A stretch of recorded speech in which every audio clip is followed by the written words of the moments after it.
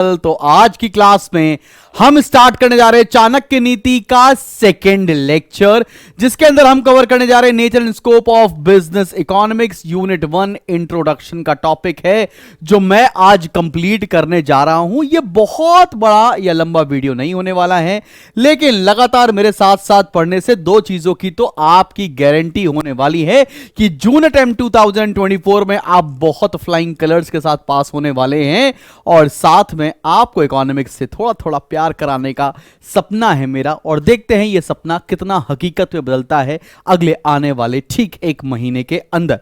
तो चलो मेरी जान, शुरू करी जाए बादलों की बरसात आपके ऊपर। ये इकोनॉमिक्स की बात क्या है, ये बिजनेस क्या होता है, इकोनॉमिक्स क्या होती है, ये माइक्रो क्या था, ये मैक्रो क्या था। अरे सर, बड़ा ही कंफ्यूजन है जिंदगी में। चलो एक एक करके तुम्हारा कंफ्यूजन को दूर करने की कोशिश की जाए। चलो मेरी जान, आओ जरा देखते हैं what is business all about. जब तुम्हारी मां तुमको रोटियां खिलाती है, ठीक है ना, मां ने बोला बेटा 4 रोटी हो गई, ले खा ले, लो तुम चावल भी खा लो, दाल भी ले लो, सब्जी भी ले लो, और ये मीठा काजू कतली भी तो थी वो भी ले लो। और बाद में इतना खाने के बाद क्या तुम्हारी कभी मम्मी एक बिल लेकर आती, बेटा तुम्हारे खाने के 575 रुपए हुए? ऐसा हुआ क्या? ऐसा कभी नहीं हुआ। मां ने खाने के पैसे तुमसे कभी नहीं लिए। इसका मतलब ये क्या है? ये नॉन इकोनॉमिक एक्टिविटी है। मां जो कर रही है वो प्यार से कर रही है, ठीक है ना, पैसा कमाने के लिए तुमसे नहीं कर रही है, उसे बोलते हैं नॉन इकोनॉमिक एक्टिविटी। लेकिन जब बिजनेस की, धंधे की बात हो रही होगी तो वो सारी की सारी इकोनॉमिक एक्टिविटीज का पार्ट होते हैं। मतलब ऐसी कोई भी चीज जिसमें पैसा इन्वॉल्व है साहिब, वो सब कुछ बिजनेस या धंधा कहलाता है। अब बहुत सारे लोग हैं, सर एजुकेशन, सर एजुकेशन को आपने बिजनेस बना लिया है सर। अरे एजुकेशन बचपन से बिजनेस है। तुम स्कूल गए, फ्री में गए क्या? नहीं ना, एजुकेशन तो बचपन से ही बिजनेस है, हमेशा से था और हमेशा से रहेगा। हां, लेकिन जो स्कूल एजुकेशन है वो नॉट फॉर प्रॉफिट ऑर्गेनाइजेशन होता था, मतलब वो प्रॉफिट कमाने के मुद्दे से नहीं होता था। लेकिन रियलिटी क्या है तुम्हें पता है, तुम प्राइवेट स्कूल में जाते हो। खैर, ये सारी बातें मुझे नहीं करनी, लेकिन कमेंट सेक्शन में लिख के बताओ किसको किसको लगता है कि उनका स्कूल ना बिल्कुल भी पैसा कमाने के लिए नहीं था, वो एक एनजीओ था। ऐसा कितने लोगों को लगता है? और कितने लगता है क्या सर फुद्दू बना रहे हैं आप भी। चलो खैर, शुरू करते। तो मैंने यहां ये पहला बादल क्या कहता है, business is an economic activity. Economic activity का मतलब क्या होता है? अब इसके दो पर्पस हैं, या तो सरप्लस आएगा या प्रॉफिट आएगा। सरप्लस किस ऑर्गेनाइजेशन में आता है? जो एनजीओ या एनपीओज होते हैं। नॉट फॉर प्रॉफिट ऑर्गेनाइजेशन के जो होते हैं ऑर्गेनाइजेशंस, वो पैसा कमाने के लिए नहीं होते हैं। वहां पर जो फायदा हो रहा होता है उसको सरप्लस कहते हैं। लेकिन जो बाकी बिजनेस एंटिटीज होती है वो पैसा कमाने के लिए है, उसके पैसे को बोलते हैं हम लोग प्रॉफिट।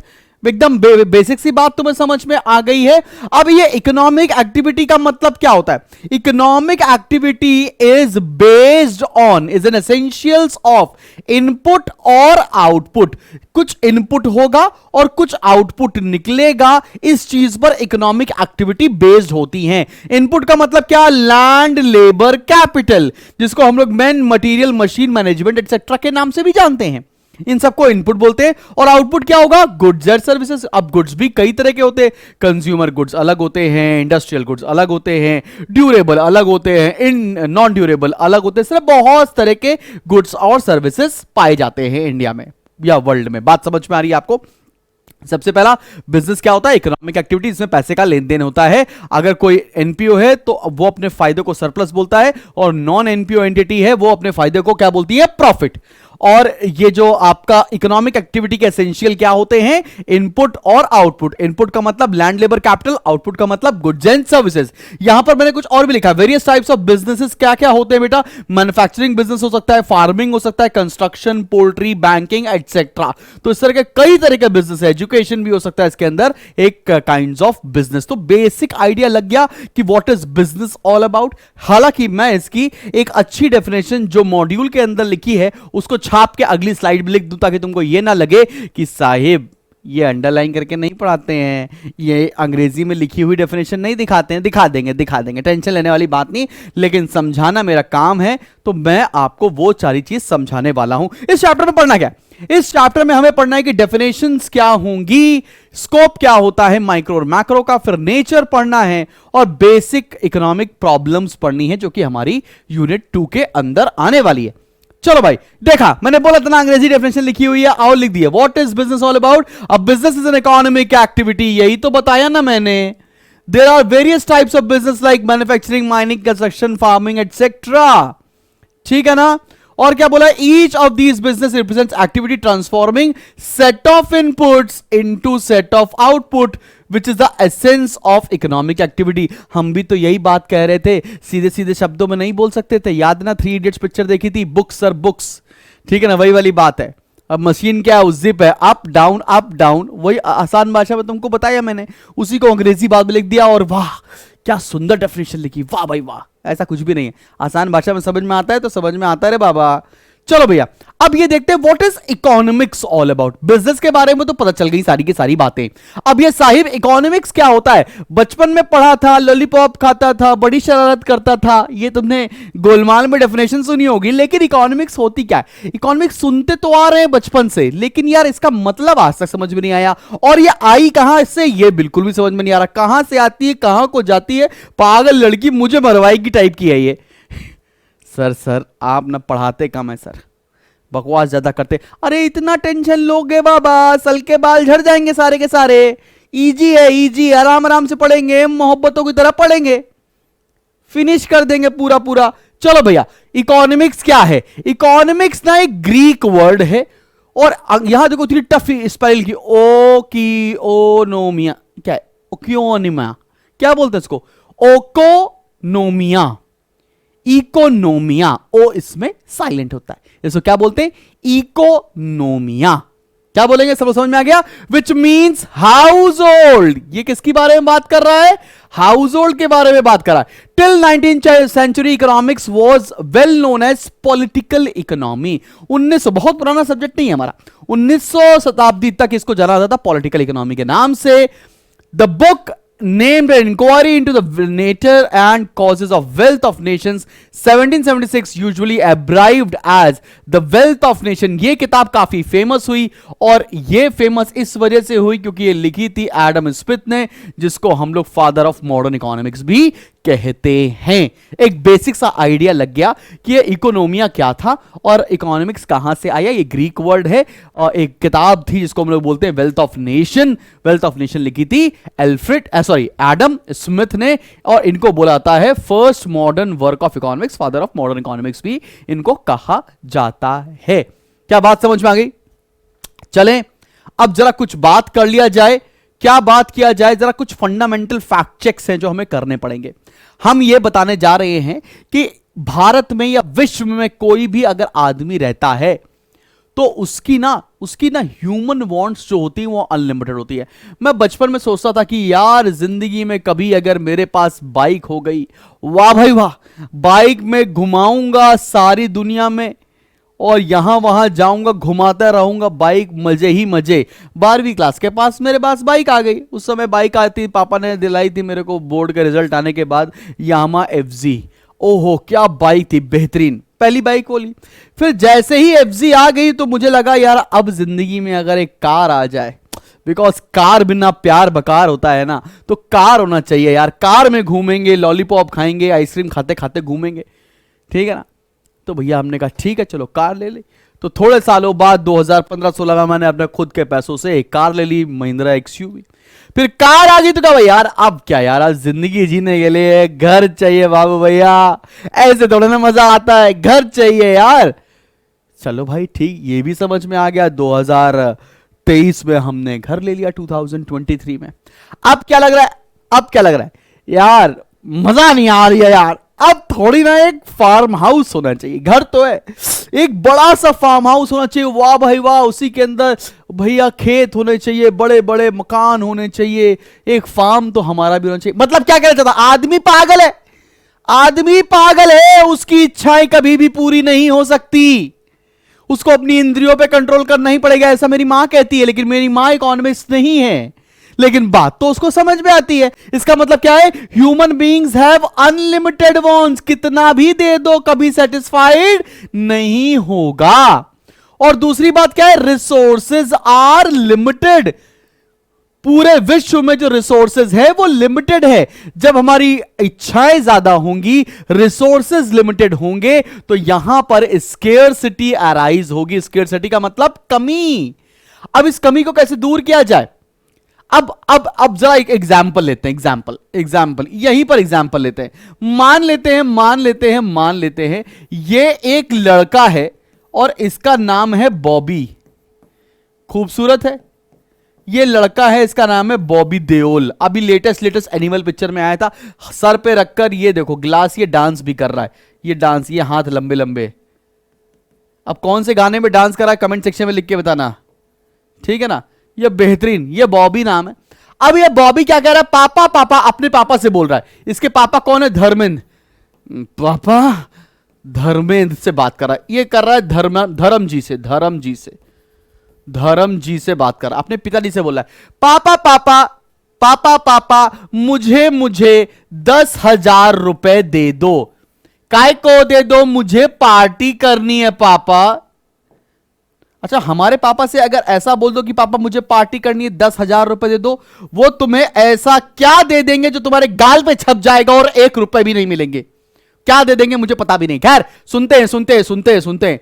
ये जो बॉबी देओल भैया थे, उन्होंने क्या किया? अपने पिताजी से बोला 10,000 रुपए दो। अब धर्म जी क्या कहते हैं? बब्बे, तुमने 10,000 मांग लिए, बहुत ज्यादा पैसे मांग लिए। अब एक काम कर, ले 3,000 ले। अब धर्म जी ने बॉबी देओल के हाथ में 3,000 रुपए पकड़ा दिया। अब बॉबी देओल क्या करेंगे?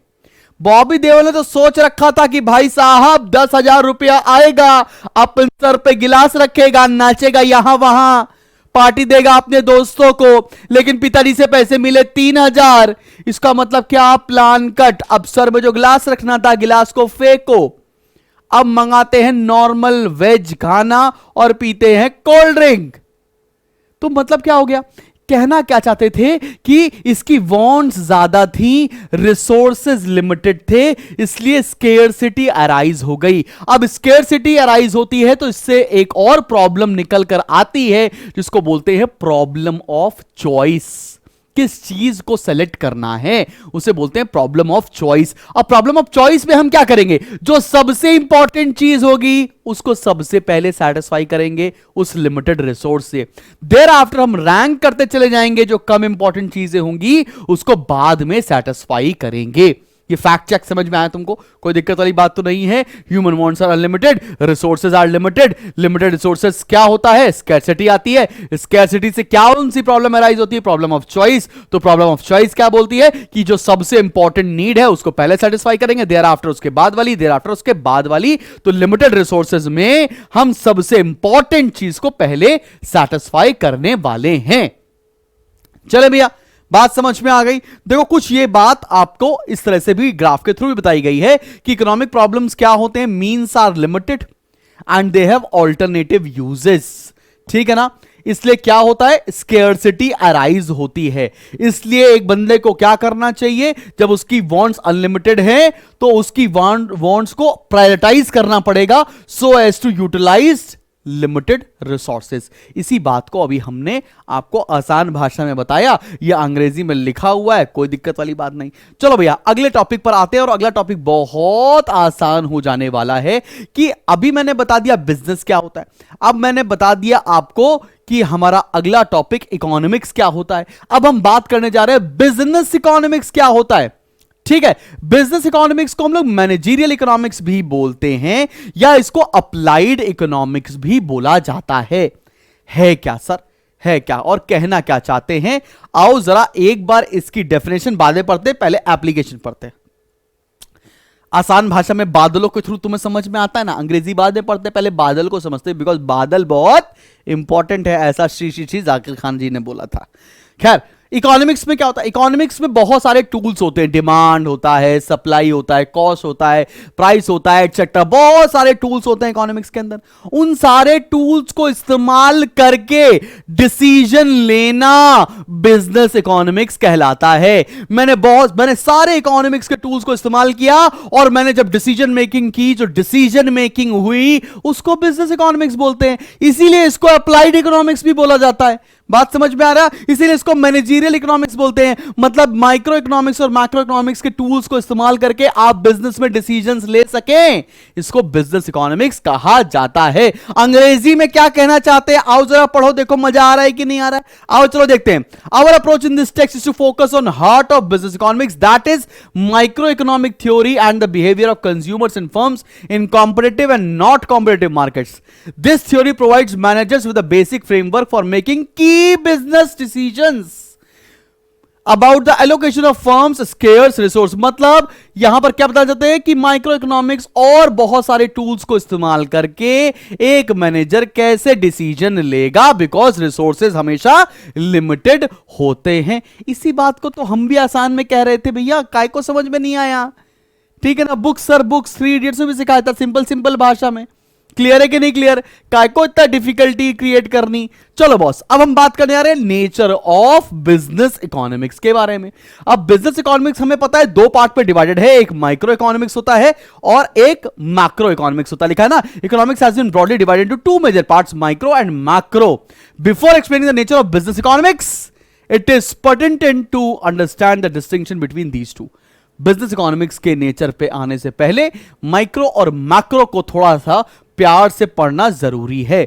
आसान है भाई, आसान है, सिंपल है भाई, सिंपल है। अब माइक्रो इकोनॉमिक्स जैसे मैं बताऊं, माइक्रो इकोनॉमिक्स का मतलब क्या होता है? स्टडी ऑफ एन इंडिविजुअल, एक की चीजें पढ़ना, एक के बारे में ध्यान देना, उसे कहते हैं हम लोग स्टडी ऑफ इंडिविजुअल्स। और मैक्रो क्या होता है? Study of aggregate, study of economy as a whole, सबके बारे में पढ़ना मैक्रो इकोनॉमिक्स है। इसीलिए बोलते हैं इंडिविजुअल डिमांड, मार्केट डिमांड क्या था तुम्हारा? Micro economics theory topic. और एग्रीगेट डिमांड क्या होता है तुम्हारा? मैक्रो इकोनॉमिक्स का पोर्शन। समझ में आ रहा डिफरेंस? खैर आओ एक बार रीड कर लेते हैं। माइक्रो इकोनॉमिक्स में क्या होता है? Study of individuals, organisations and economic system, इसको बोलते हैं हम लोग माइक्रो इकोनॉमिक्स। और इसके अंदर हम क्या पढ़ते हैं? प्रोडक्ट प्राइसिंग, कंज्यूमर बिहेवियर बोले तो कंज्यूमर्स इक्विलिब्रियम एंड ऑल। फिर हम लोग क्या पढ़ते हैं? प्राइसिंग। फिर हम लोग पढ़ते हैं इसके अंदर economic conditions, behaviour of firms, location of industry. मतलब वो सारे टॉपिक्स जो तुमने माइक्रो इकोनॉमिक्स में क्लास 12 में पढ़े हुए थे, वो सारे के सारे टॉपिक, या क्लास 11 में पढ़े हुए थे, वो सब आएगा माइक्रो इकोनॉमिक्स में अंदर। लेकिन 3 कीवर्ड क्या होते हैं? Study of individuals, organisations and economic systems. अब मैक्रो क्या होता है? मैक्रो इसका उल्टा होता है। इसका मतलब क्या? ओवरऑल इकोनॉमिक फिनोमिना के बारे में पढ़ना, इकोनॉमी एज अ होल देखना, वो सारी चीजें मैक्रो इकोनॉमिक्स के अंदर आती हैं। और इसमें क्या पढ़ाता है? नेशनल इनकम के बारे में, theory of income and employment के बारे में, गवर्नमेंट बजटिंग के बारे में, इसके अंदर बैलेंस ऑफ पेमेंट के बारे में, एक्सचेंज रेट्स के बारे में, इन सब चीजों के बारे में पढ़ना मैक्रो इकोनॉमिक्स कहलाता है। बात समझ में आ रही है? चले भाई, अब शुरू किया जाए नेचर ऑफ बिजनेस इकोनॉमिक्स के बारे में। चलो मेरी जान, जल्दी जल्दी बढ़ते हैं। अब हम पढ़ने जा रहे हैं नेचर ऑफ बिजनेस इकोनॉमिक्स क्या है। सबसे पहले और सबसे क्रूशियल पॉइंट पर आते हैं, वो क्या है? पहला, business economics is a science. मैंने यहां बोला कि साइंस क्यों है? बिजनेस इकोनॉमिक्स साइंस कैसे होता है? साइंस होता क्या है? साइंस का मतलब क्या? सिस्टमाइज्ड बॉडी ऑफ नॉलेज, जिसके अंदर कॉज और इफेक्ट हो। एक मतलब जैसे बोलते नहीं है, हाइड्रोजन के 2 एलिमेंट और ऑक्सीजन जब आपस में मिलेगा तो पानी बन जाएगा। इसे क्या बोले? कॉज और इफेक्ट। तो साइंस का मतलब होता है कॉज एंड इफेक्ट रिलेशनशिप्स।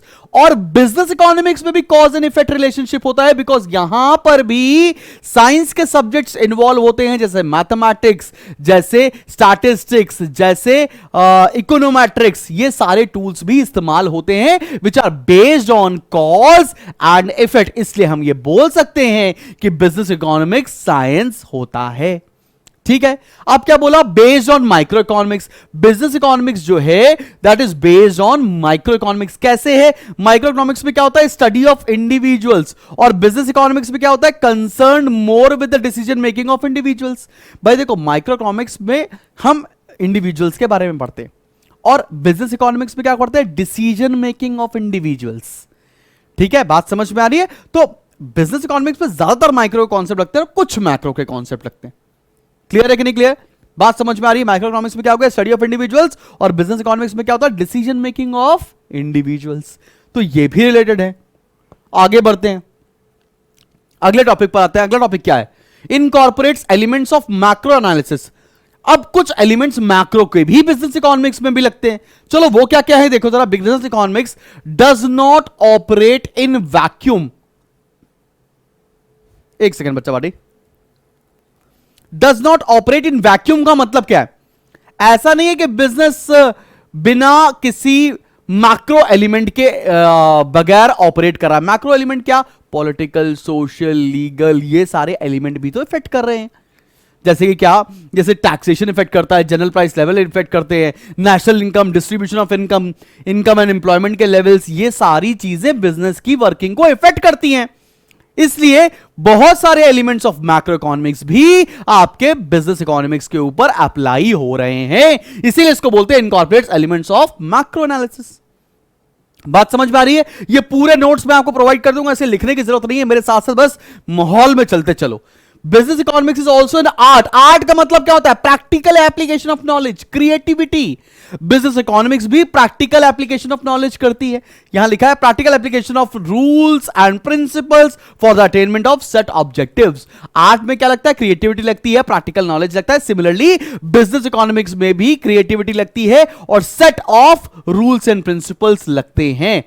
बात समझ में आ रही है? प्रैक्टिकल एप्लीकेशन लगता है, इसलिए बिजनेस इकोनॉमिक्स को हम आर्ट भी कहते हैं। Use of theory of markets and private enterprises. इसका मतलब क्या हुआ? थ्योरी ऑफ मार्केट क्या होता है? थ्योरी ऑफ मार्केट मतलब क्या? डिमांड एंड सप्लाई के बारे में पढ़ना। बिजनेस इकोनॉमिक्स को भी में भी हम theory of demand and supply को एनालाइज करते हैं। और साथ में प्राइवेट एंटरप्राइज के बारे में पढ़ना। मतलब क्या? प्राइवेट एंटरप्राइजेस कैसे अपने रिसोर्सेज को एलोकेट करते हैं, प्राइवेट एंटरप्राइज अपने कैसे डिसीजन मेकिंग को ख्याल रखते हैं, कैसे डिसीजंस लेते हैं। ये दोनों ही फैक्टर बिजनेस इकोनॉमिक्स में हेल्प करते हैं to take the decision process. Pragmatic in approach. Pragmatic का मतलब क्या होता है? प्रैग्मैटिक का मतलब प्रैक्टिकल एप्लीकेशन। माइक्रो इकोनॉमिक्स के अंदर क्या होता था? अजम्पशंस होते थे, ठीक है ना, विच आर अनरियलिस्टिक अजम्पशंस, ठीक है। और माइक्रो इकोनॉमिक्स बिल्कुल थियोरेटिकल था। लेकिन बिजनेस इकोनॉमिक्स क्या है? बिजनेस इकोनॉमिक्स आपको सॉल्यूशन बताता है। Business economics is based on solving practical problems. Clear है कि नहीं क्लियर? ये डिफरेंस है दोनों के बीच में। फिर क्या है? Interdisciplinary in nature. Interdisciplinary in nature का मतलब क्या? बहुत सब्जेक्ट की नॉलेज लगती है। बिजनेस इकोनॉमिक्स के अंदर आपको नॉलेज लगती है मैथमेटिक्स की, ऑपरेशन रिसर्च की, फाइनेंस की, मार्केटिंग की, अकाउंटिंग की। इसलिए हम बिजनेस इकोनॉमिक्स को मल्टी डिसिप्लिनरी कहते हैं। बात समझ में आ रही है? एकदम अच्छे से क्लियर हो रहा है टॉपिक। अब सर ये नॉर्मेटिव इन नेचर क्या होता है? इकोनॉमिक थ्योरी को ना दो पार्ट में डिवाइड किया गया, एक पॉजिटिव और एक नॉर्मेटिव। पॉजिटिव का मतलब क्या होता है? Something which is fact based, cause and effect के ऊपर, मतलब जिसको हम वेरीफाई कर सकते हैं, फैक्ट के ऊपर है, उसको हम पॉजिटिव इकोनॉमिक्स बोलते हैं। और नॉर्मेटिव का मतलब क्या है? जहां पर जजमेंट दिए जा रहे हो, जहां पर सजेशन दिए जा रहे हो, you should do that, you ought to do that, ये सारी बातें की जा रही हो, उसे हम नॉर्मेटिव कहते हैं। और पूरी इकोनॉमिक्स जो है मैक्सिमम नॉर्मेटिव इन नेचर ही होती है। चलो भैया, अब पढ़ने आ रहे हैं हम लोग scope of business economics. Business economics कहां कहां और कितना कितना अप्लाई होता है, ये हम पढ़ेंगे। सबसे पहले micro economics apply to internal और ऑपरेशनल इश्यूज। ये ऑपरेशनल इश्यूज क्या होते हैं? ऑपरेशनल इश्यूज का मतलब क्या हो गया? विद इन द ऑर्गेनाइजेशन, मतलब वो सारी चीजें जो ऑर्गेनाइजेशन के कंट्रोल के अंदर हैं। तो जैसे कि चॉइस ऑफ बिजनेस, यहां पर क्या क्या आपको सोचना पड़ता है? यहां पर सोचना पड़ता है चॉइस ऑफ बिजनेस के बारे में, साइज ऑफ बिजनेस के बारे में, प्रोडक्ट डिसीजंस के बारे में, फाइनेंसिंग डिसीजंस के बारे में। इन सारी फैक्टर्स के ऊपर आपको डिसीजंस लेने पड़ते हैं। तो यहां जो पहला पॉइंट था, micro economics apply to internal और operational issues. Internal operational issues में हम क्या करते हैं? ये पहली बात तो हमारे ऑर्गेनाइजेशन के कंट्रोल के अंदर होते हैं और यहां पर ये टाइप के डिसीजंस को हमें लेना पड़ता है। क्लियर? कोई दिक्कत वाली बात तो नहीं है। बादल इंपॉर्टेंट है, समझ में आ रही है कि नहीं आ रही है आपको? अब अगला क्या है? Demand analysis and forecasting. अब साहिब डिमांड एनालिसिस क्या होती है, जरा इसके बारे में देख लेते हैं। डिमांड एनालिसिस का मतलब क्या होता है? Pertains to behaviour of consumers in market. यार जो मार्केट में कंज्यूमर्स है ना, उनका बिहेवियर क्या है, वो कैसे प्रोडक्ट कंज्यूम करते हैं, वो किस प्राइस पर प्रोडक्ट कंज्यूम करते हैं। लिखा है studies nature of consumers preference, consumers को किस तरह का सामान पसंद आ रहा है। और it studies effect of change and determinants, मतलब प्राइस चेंज हो जाएगा, इनकम चेंज हो जाएगा, टेस्ट चेंज हो जाएगा, तो कंज्यूमर की डिमांड पर क्या फर्क पड़ने वाला है। ये सारे फैक्टर्स आते हैं डिमांड एनालिसिस के अंदर। और फोरकास्टिंग क्या बताता है? फोरकास्टिंग हमें बताता है कि फ्यूचर में कितनी डिमांड होने वाली है, प्रेडिक्टिंग फ्यूचर डिमांड। इन दोनों चीजों का इस्तेमाल कंपनीज यूज करती है ताकि ऑप्टिमम डिसीजन ले सके कि फ्यूचर में किस तरह के प्रोडक्ट्स की डिमांड होगी और कितना प्रोडक्शन उसे करना होगा to meet the demand of the market. समझ में आ रहा है? समझ में आ रहा है बिजनेस इकोनॉमिक्स कितना डिटेल्ड में है। फिर अगले पॉइंट पर आते हैं, production and cost analysis. Production का मतलब क्या है? प्रोडक्शन का मतलब होता है, production theory explains relationship between input and output. Input और आउटपुट के बीच के रिलेशनशिप को पढ़ना प्रोडक्शन एनालिसिस है।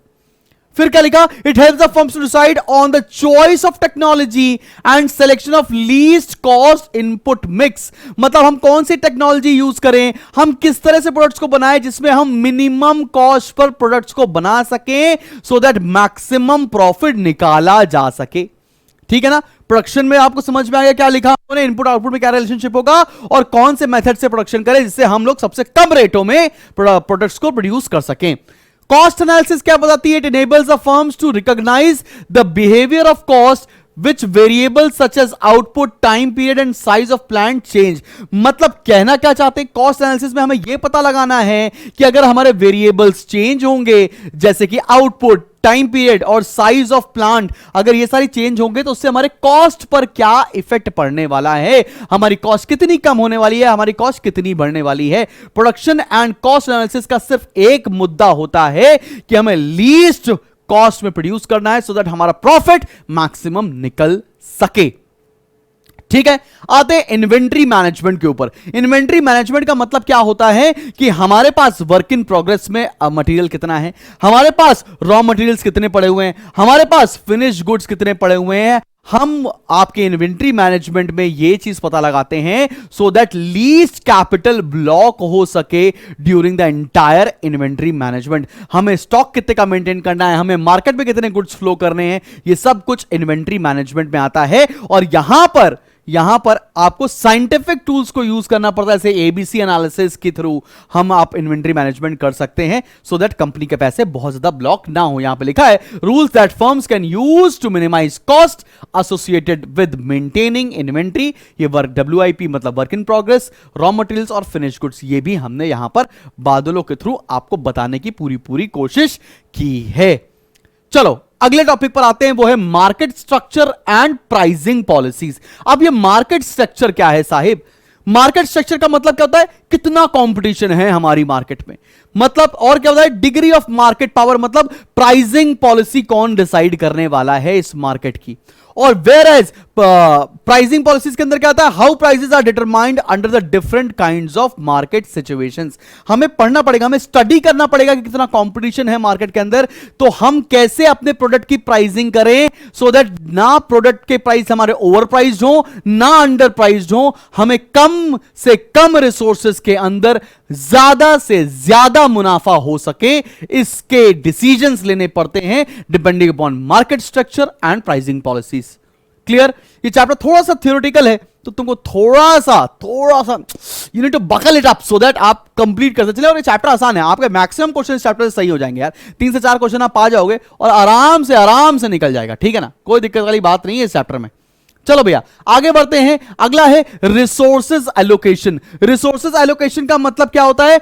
Using advance tools like linear programming helps the firms to use resources optimally. हमारे पास देखो लिमिटेड रिसोर्सेज हैं, अब उन लिमिटेड रिसोर्सेज के अंदर हम उसको कितना अच्छी तरीके से इस्तेमाल कर ले सो दैट कंपनीज को या फर्म्स को बेनिफिट मैक्सिमम हो सके, इसलिए हम लोग लेटेस्ट टेक्नोलॉजी का यूज करते हैं, लेटेस्ट मेथड्स का यूज करते हैं। जैसे एक है लीनियर प्रोग्रामिंग मेथड्स, जो मैथमेटिक्स के अंदर आप लोग पढ़ते हैं क्लास 11th एंड 12th के अंदर, तो अभी यहां इकोनॉमिक्स से उसकी जरूरत नहीं है। खैर आगे बढ़ते हैं। Theory of capital and investment decisions. Theory of capital का मतलब क्या होता है? चॉइस ऑफ इन्वेस्टमेंट प्रोजेक्ट्स, हमें किस तरह के प्रोजेक्ट्स में इन्वेस्ट करना चाहिए। दूसरी बात क्या है? Assessment of efficiency of capital, हमें किस सोर्सेस से कैपिटल रेज करना है, हमको कॉस्ट ऑफ कैपिटल क्या पड़ने वाला है, ये सारे डिसीजंस आपको लेने पड़ते हैं theory of capital and investment decisions के अंदर। फिर हम बढ़ते हैं अगले टॉपिक की तरफ, जो कि हमारा प्रॉफिट एनालिसिस। ये सब कुछ पढ़ रहे हैं हम, देखो नेचर ऑफ बिजनेस इकोनॉमिक्स के अंदर बड़ा टॉपिक है और यहां से क्वेश्चन भर भर के मिलेंगे बेटा आपको। Measurement and management of profits under conditions of uncertainty, इसे बोलते हैं प्रॉफिट एनालिसिस। भैया प्रॉफिट आज हो गया, हो सकता है प्रॉफिट कल ना हो, तो उस प्रॉफिट को कैसे मैनेज करें, उस प्रॉफिट को हम लोग कैसे मेजर करें, सो दैट फ्यूचर में जब बिजनेस लॉस होगा या रिस्क होगा तब वहां पर आप इफेक्टिवली बिजनेस को कैरी ऑन कर सके, उस चीज को बोलते हैं हम लोग प्रॉफिट एनालिसिस। फिर अगला क्या है? Risk and uncertainty analysis. Analysis of risk and uncertainties helps a business firm in making efficient plans। भाई अगर मान लेते हैं कि कई हमारी तरह की इंडस्ट्री है, लेट्स से मैंने ये बोला कि थोड़े दिन पहले कोविड आया था और कोविड जैसी सिचुएशन दोबारा आ जाएगी तो कंपनी कैसे बिहेव करेगी, तो पास्ट में हिस्ट्री को देखते हुए हमें इफेक्टिव डिसीजंस लेने पड़ेंगे। मान लो ऐसी सिचुएशन आ जाए तो हमारा फर्म, हमारा प्रोडक्ट मार्केट में फेल नहीं होना चाहिए और हमारे डिसीजंस ऐसे होने चाहिए कि अगर इस तरह की प्रॉब्लम आ भी रही है तो उस हर्डल को हम पार कर सकें। वो सारे डिसीजंस हम लोग लेते हैं रिस्क एंड अनसर्टेनिटी एनालिसिस के अंदर। अभी तो बताया मैंने माइक्रो इकोनॉमिक्स कैसे अप्लाई होती थी आपके बिजनेस इकोनॉमिक्स के ऊपर, अब हम बताने जा रहे हैं मैक्रो इकोनॉमिक्स कैसे अप्लाई होती है ऑन बिजनेस इकोनॉमिक्स। यहां पे तो कुछ फैक्टर्स हैं जो हमको रीड करने हैं, जैसे टाइप ऑफ इकोनॉमिक सिस्टम, किस तरह के इकोनॉमिक सिस्टम में आप अपने बिजनेस को कैरी ऑन कर रहे हो, वो डायरेक्टली इफेक्ट करते हैं। दूसरा क्या है? Stages of business cycle. Stage of business cycle मतलब बूम है, रिसेशन है, डिप्रेशन है, रिकवरी है, किस फेज में आप अपना बिजनेस कर रहे हैं, वो भी सीधा इफेक्ट इंपैक्ट करता है आपके डिसीजंस को। थर्ड है general trends in national income.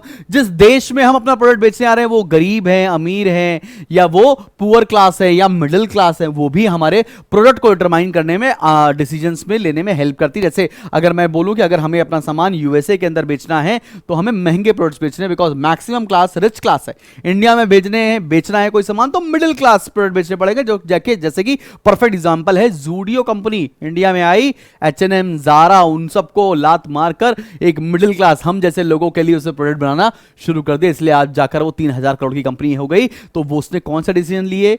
General trends and national income का डिसीजन, उसको देखते हुए समझते हुए अपने प्रोडक्ट को लॉन्च किया। सोशल एंड पॉलिटिकल एनवायरनमेंट, मतलब आपकी कंट्री में कि किस तरह का एनवायरनमेंट है, कितनी पॉलिटिकल गवर्नमेंट स्टेबल है, पाकिस्तान जैसा हाल तो नहीं होने वाला है। इस तरह के डिसीजंस, इस तरह की चीजों को असेस करके अपने प्रोडक्ट को लॉन्च करती है कंपनी। गवर्नमेंट इकोनॉमिक पॉलिसीज, क्या टैक्सेशन है, क्या सब्सिडी है, इन सारे डिसीजंस को समझकर, इन सारे पॉइंट्स को समझकर प्रोडक्ट्स को लॉन्च करना और फिर बिजनेस करना। इसलिए सोशियो इकोनॉमिक ऑर्गेनाइजेशन, जैसे कि भाई लेबर लॉस कैसे हैं, यूनियंस कैसे बिहेव करती हैं, यहां पर ऐसा तो नहीं कि बात बात पे स्ट्राइक होती रहती है, वो सारे फैक्टर्स भी बिजनेस इकोनॉमिक्स को गवर्न करते हैं। बात समझ में आ रही? चलो भाई डिफरेंस देख लेते हैं। एक्सक्यूज मी, ये इकोनॉमिक्स और बिजनेस इकोनॉमिक्स में डिफरेंस क्या होता है? आसान भाषा में 3-4 डिफरेंस एक बार आप पढ़ लो, काम बन जाएगा। और ये मैं नोट्स प्रोवाइड कर दूंगा, जो रीडिंग वाला काम मैं नहीं कर रहा हूं क्योंकि मजे मजे से पढ़ना हमारा मोटो है। तो जैसे मीनिंग मैंने बताया, it involves the framing of economic principles to solve economic problems. It involves the application of economic principles to solve economic problems. इसका कहने का मतलब क्या होता है? यहां पर प्रिंसिपल्स बनते हैं और यहां पर उसके एप्लीकेशन से डिसीजन मेकिंग होती है। फिर कैरेक्टर में लिखा है micro economics as well as macro economics is a character. Economics के अंदर माइक्रो और मैक्रो पार्ट होता है और यहां पर बिजनेस इकोनॉमिक्स में मैक्सिमम माइक्रो इकोनॉमिक ही लग रही होती है।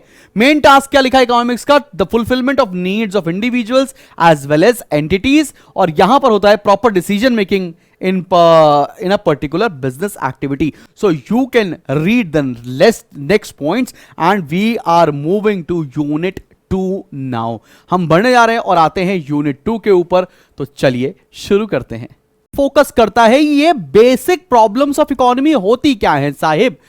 तो सबसे पहले तो दिमाग में ये आएंगे कि सर इकोनॉमीज क्या होती हैं, टाइप्स ऑफ इकोनॉमीज क्या है, और ये बेसिक प्रॉब्लम्स क्या होती है। हमें एक चीज पता है कि human wants are unlimited, resources are limited, hence problem of scarcity arises. हम लोगों ने यूनिट 1 में पढ़ा। इससे एक चीज आती है कि हमको प्रॉब्लम ऑफ चॉइस निकल कर आती है। तो हम ये सोचते हैं कि जो हमारे पास अवेलेबल रिसोर्सेज हैं उनको सबसे इंपॉर्टेंट नीड पे इस्तेमाल किया जाए, देयर आफ्टर उससे कम प्रायोरिटी वाली डिमांड पर, उससे बाद उससे कम प्रायोरिटी वाली डिमांड पर।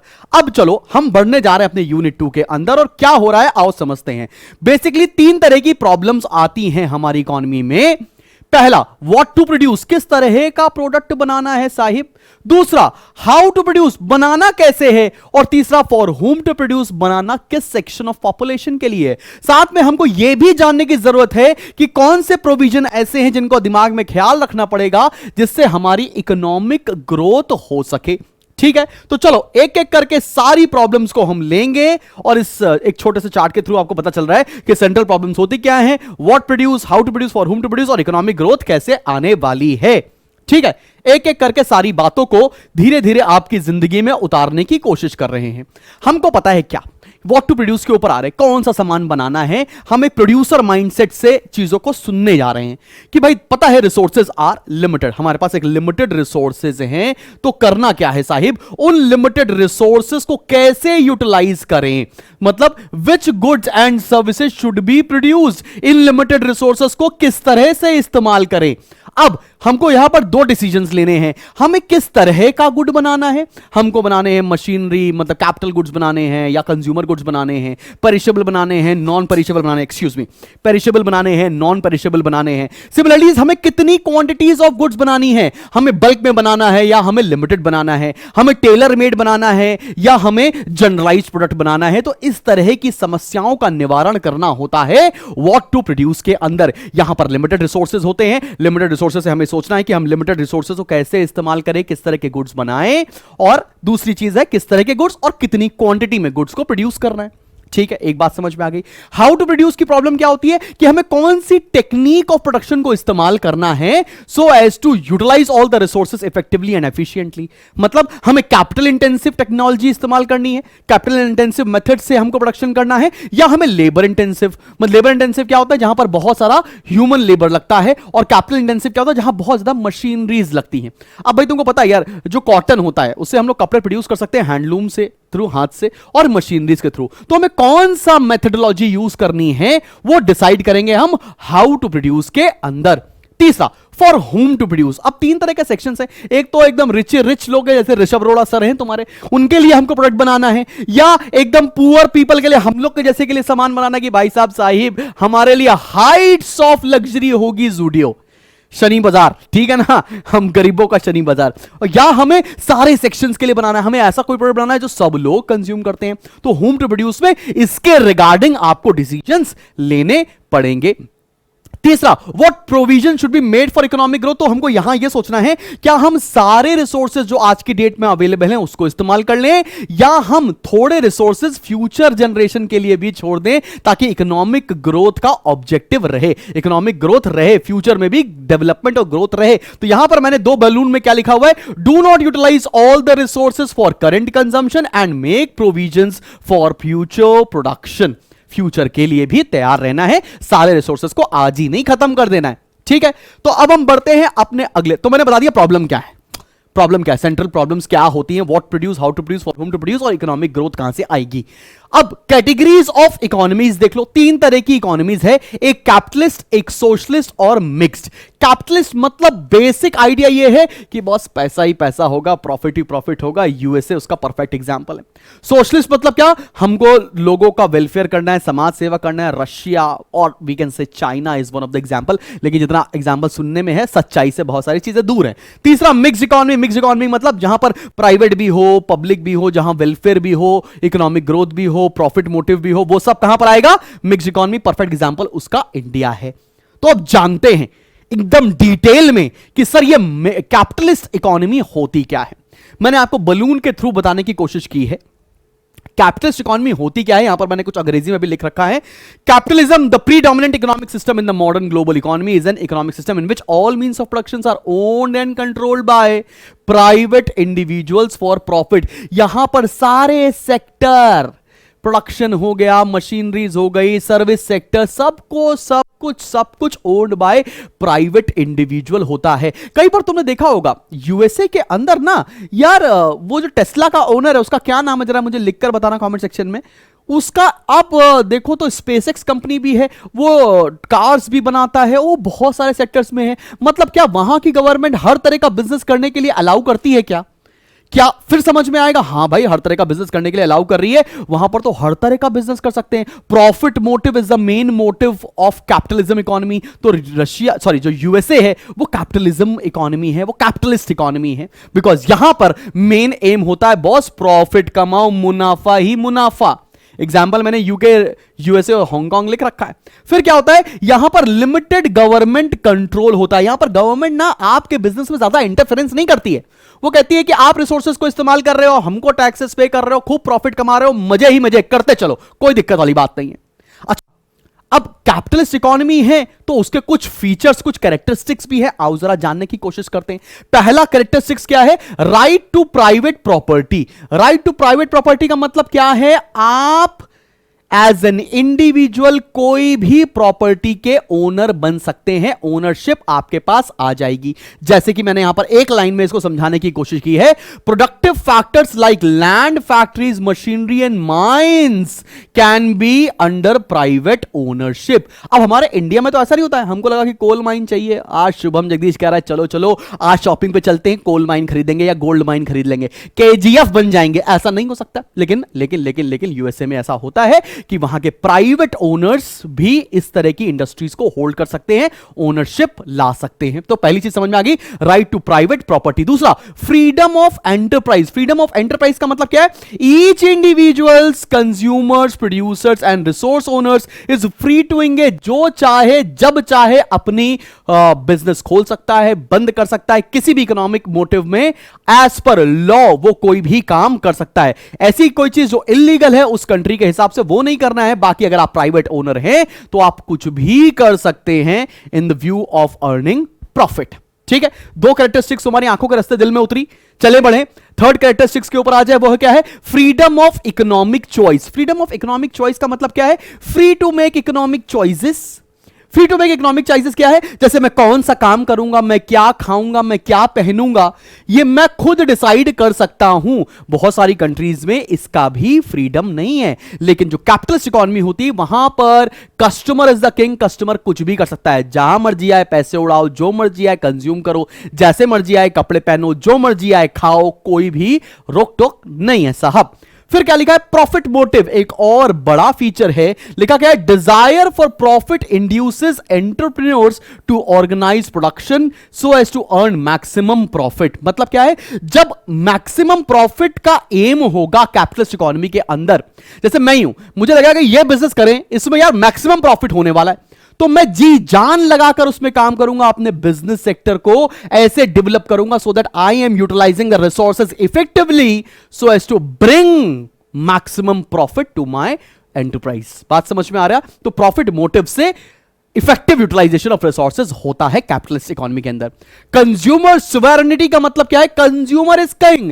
कंज्यूमर मार्केट को ड्राइव करता है। अगर कंज्यूमर बोलता है साहिब मुझे चाहिए कार ही कार, तो प्रोड्यूसर्स कार्स बनाते हैं। अगर कंज्यूमर बोलता है कि नहीं मुझे चाहिए लग्जरी प्रोडक्ट ही लग्जरी प्रोडक्ट, तो लग्जरी प्रोडक्ट होगा। मतलब consumer is driving the entire market of capitalist economy. क्या बात समझ में आई? Consumer is the king here. अब अगले पे आते हैं, कंपटीशन। अगर किसी भी इकोनॉमी में ज्यादा कंपटीशन होता है ना तो उससे बेस्ट रिजल्ट निकल कर आता है। देख भाई साहब, एप्पल भी यूएसए का और माइक्रोसॉफ्ट भी यूएसए का, और दोनों अपनी ही लीग में बेस्ट प्रोडक्ट्स हैं मार्केट के अंदर। तो जहां पर कंपटीशन होगा वहां पर बेहतर प्रोडक्ट निकल कर आएगा, वो इकोनॉमी को और ग्रोथ की तरफ लेकर जाएगा। फिर क्या है, एब्सेंस ऑफ गवर्नमेंट इंटरफेरेंस। हमारी कंट्री में बात बात में गवर्नमेंट अपनी ना नाक को बीच में लेकर नहीं आती है। यूएसए या आप हम बात कर रहे थे यूके के अंदर, जहां पर कैपिटलिस्ट इकोनॉमी है, there is minimal interference of the government as far as you are following the norms of the government. आप लॉ फॉलो कर रहे हो, कुछ इलीगल अनएथिकल नहीं कर रहे हैं, प्रॉफिट के लिए काम कर रहे हैं, करो भैया, गवर्नमेंट इंटरफेयर नहीं करने वाली है। बात समझ में आ गई? चले भैया, अब प्रॉब्लम क्या आती है, how capitalist economy solve their economy central problems. ये जो कैपिटलिस्ट इकोनॉमी होती है, ये प्रॉब्लम्स को कैसे सॉल्व करेगी, what to produce, for whom to produce, कैसे सॉल्व करेगी इन तीन प्रॉब्लम्स को, आओ जरा देखते। सबसे पहला, व्हाट टू प्रोड्यूस, कैसे गुड्स बनाएगी।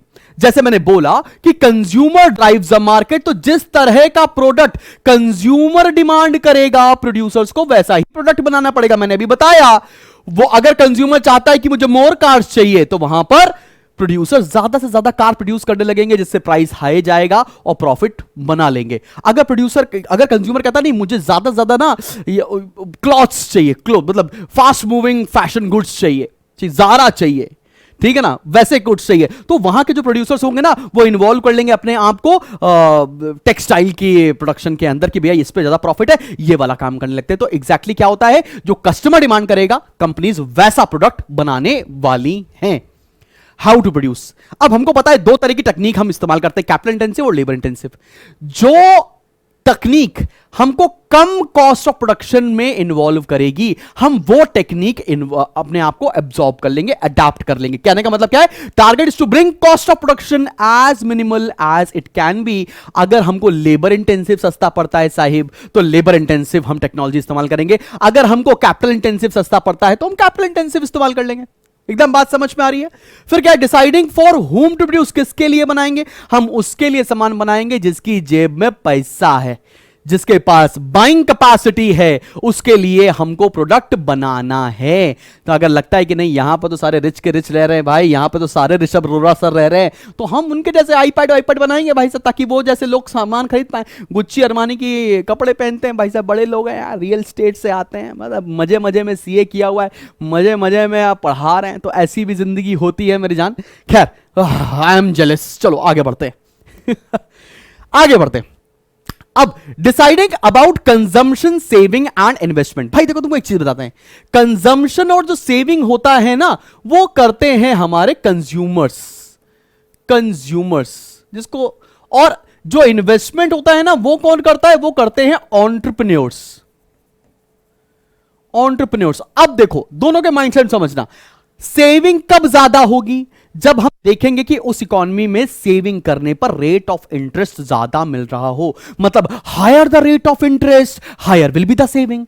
सिमिलरली हम इन्वेस्टमेंट किस इकोनॉमी में करेंगे, जिस इकोनॉमी में रिटर्न या प्रॉफिट ज्यादा मिलेगा, तो higher the profit and so maximum will be the investment. So मैंने यहां पर आपको बलून के अंदर लिख के भी दिखाया है, higher the interest rate, higher will be the saving, and greater the profit expectation, greater will be the investment. इतनी सी बात याद रखनी है, बस, फिर मजे ही मजे।